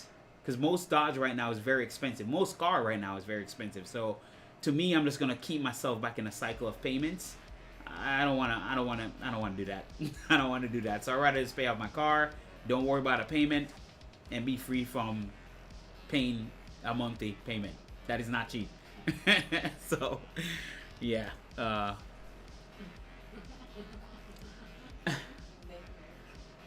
The link above, how many gallons per mile? Horrible, Nick. You already know that. That sucker, I only get like 8 miles per gallon. If I try. If I put my foot in it, I see 5. It's literally horrible on gas. It's horrible on gas, but I love it. I just love it because I can get around anybody. Do you want to race my Hyundai? Hey, but you have a nice car too, you know. I see your car. It's a nice car. I like those Hyundai. Is it an N? I know it's a Veloster, but is it a Veloster N or the Veloster N Turbo? I'm not sure. I think it looks like a turbo that you have, but you have a nice car too. So don't even. You got a nice corner carver, as we call it. You only drive long distance for catfishing. Oh my god. Yeah, I see what you did, Lust Inc. Man, nice one. Wow. Nice one. I see what he did. It's not happening again though. It's never happening again. If anybody's gonna send me anything, they're gonna have to like ship it because yeah, we ain't doing that again.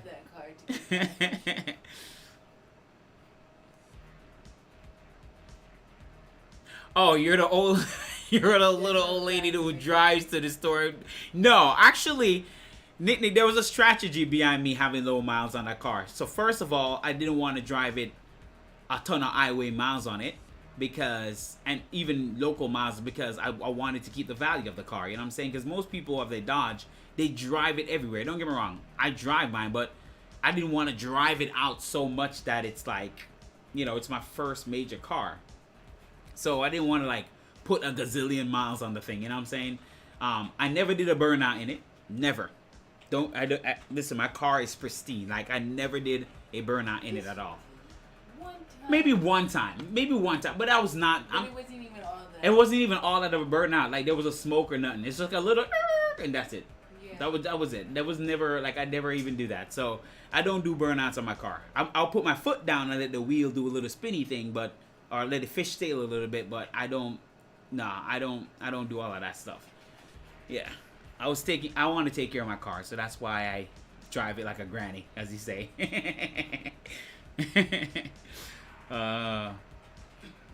KBB is undervalued compared to what you can get on private sales. Worth it on the blue book. Yeah, I agree. Old lady, I used to track days with my sport bike. A lot less expensive than cars and way more fun. I can believe that. It's i30N European model. We don't have the Veloster here. Okay, I like the look of it though. You know, it looks cool. V8 and no burnout, bro. Oh my god. Hey, don't even start. Don't even start. I'm not gonna jump on that bandwagon. I refuse to do a burnout in that thing. Maybe if I pay it off, then yes. But I refuse. I don't know, man. I like to take care of my stuff. So like, I don't know. I don't want to do burnout on it. You know what I'm saying? I don't know. I'm just never comfortable doing it. Do you watch any of the car rebuild channel like the Armstrong? Yes, I do. I have. I like to watch that on my downtime. I like to watch those YouTube channels. Yeah, it's pretty cool. It's fun to watch them modify and rebuild cars. So yes, I have. You getting corrected.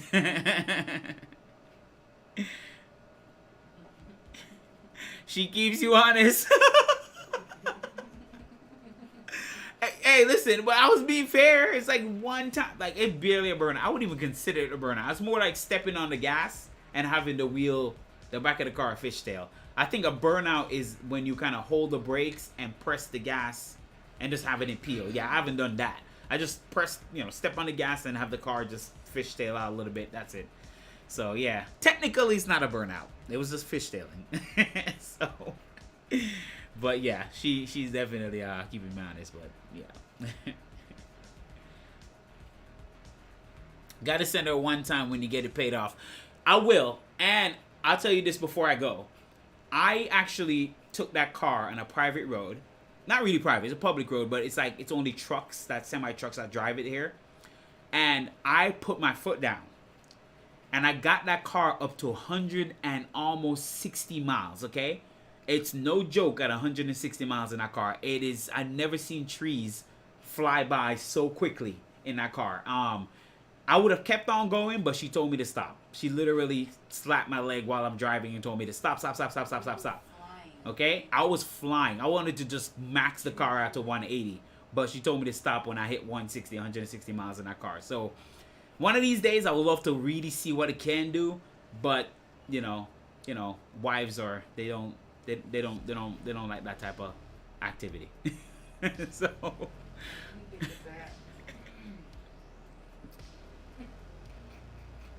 now look at you.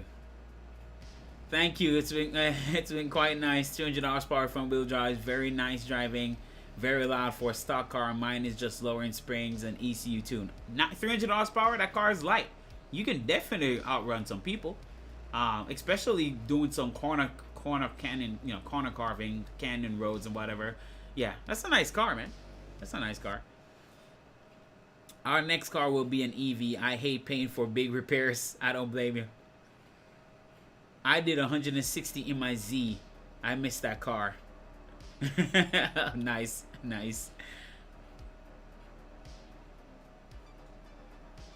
Wives all going to be adults and keep those men alive. I guess I can't blame you there, Built It Basement. It's really true. We do stupid things sometimes in the moment, but yeah, you're right. You're totally right. Guys, has this been fun? This has been a fun stream, and I appreciate you guys coming through, just watching me entertain you guys, just sharing information and just chatting and laughing.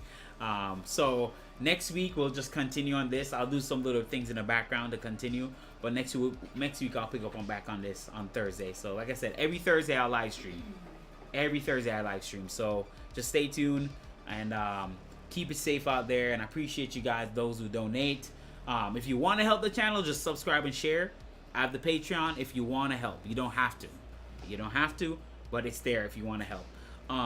If you guys want a membership stuff like YouTube membership, I'll do it, but like you guys have to all rally around that. But I won't do it until you guys rally around that, right? I don't want to jump on the bandwagon like that. But either way, appreciate you guys. Thank you guys for the support. Thank you for watching. I'm gonna let you guys get some sleep and enjoy your family. So I'll see you guys. Peace.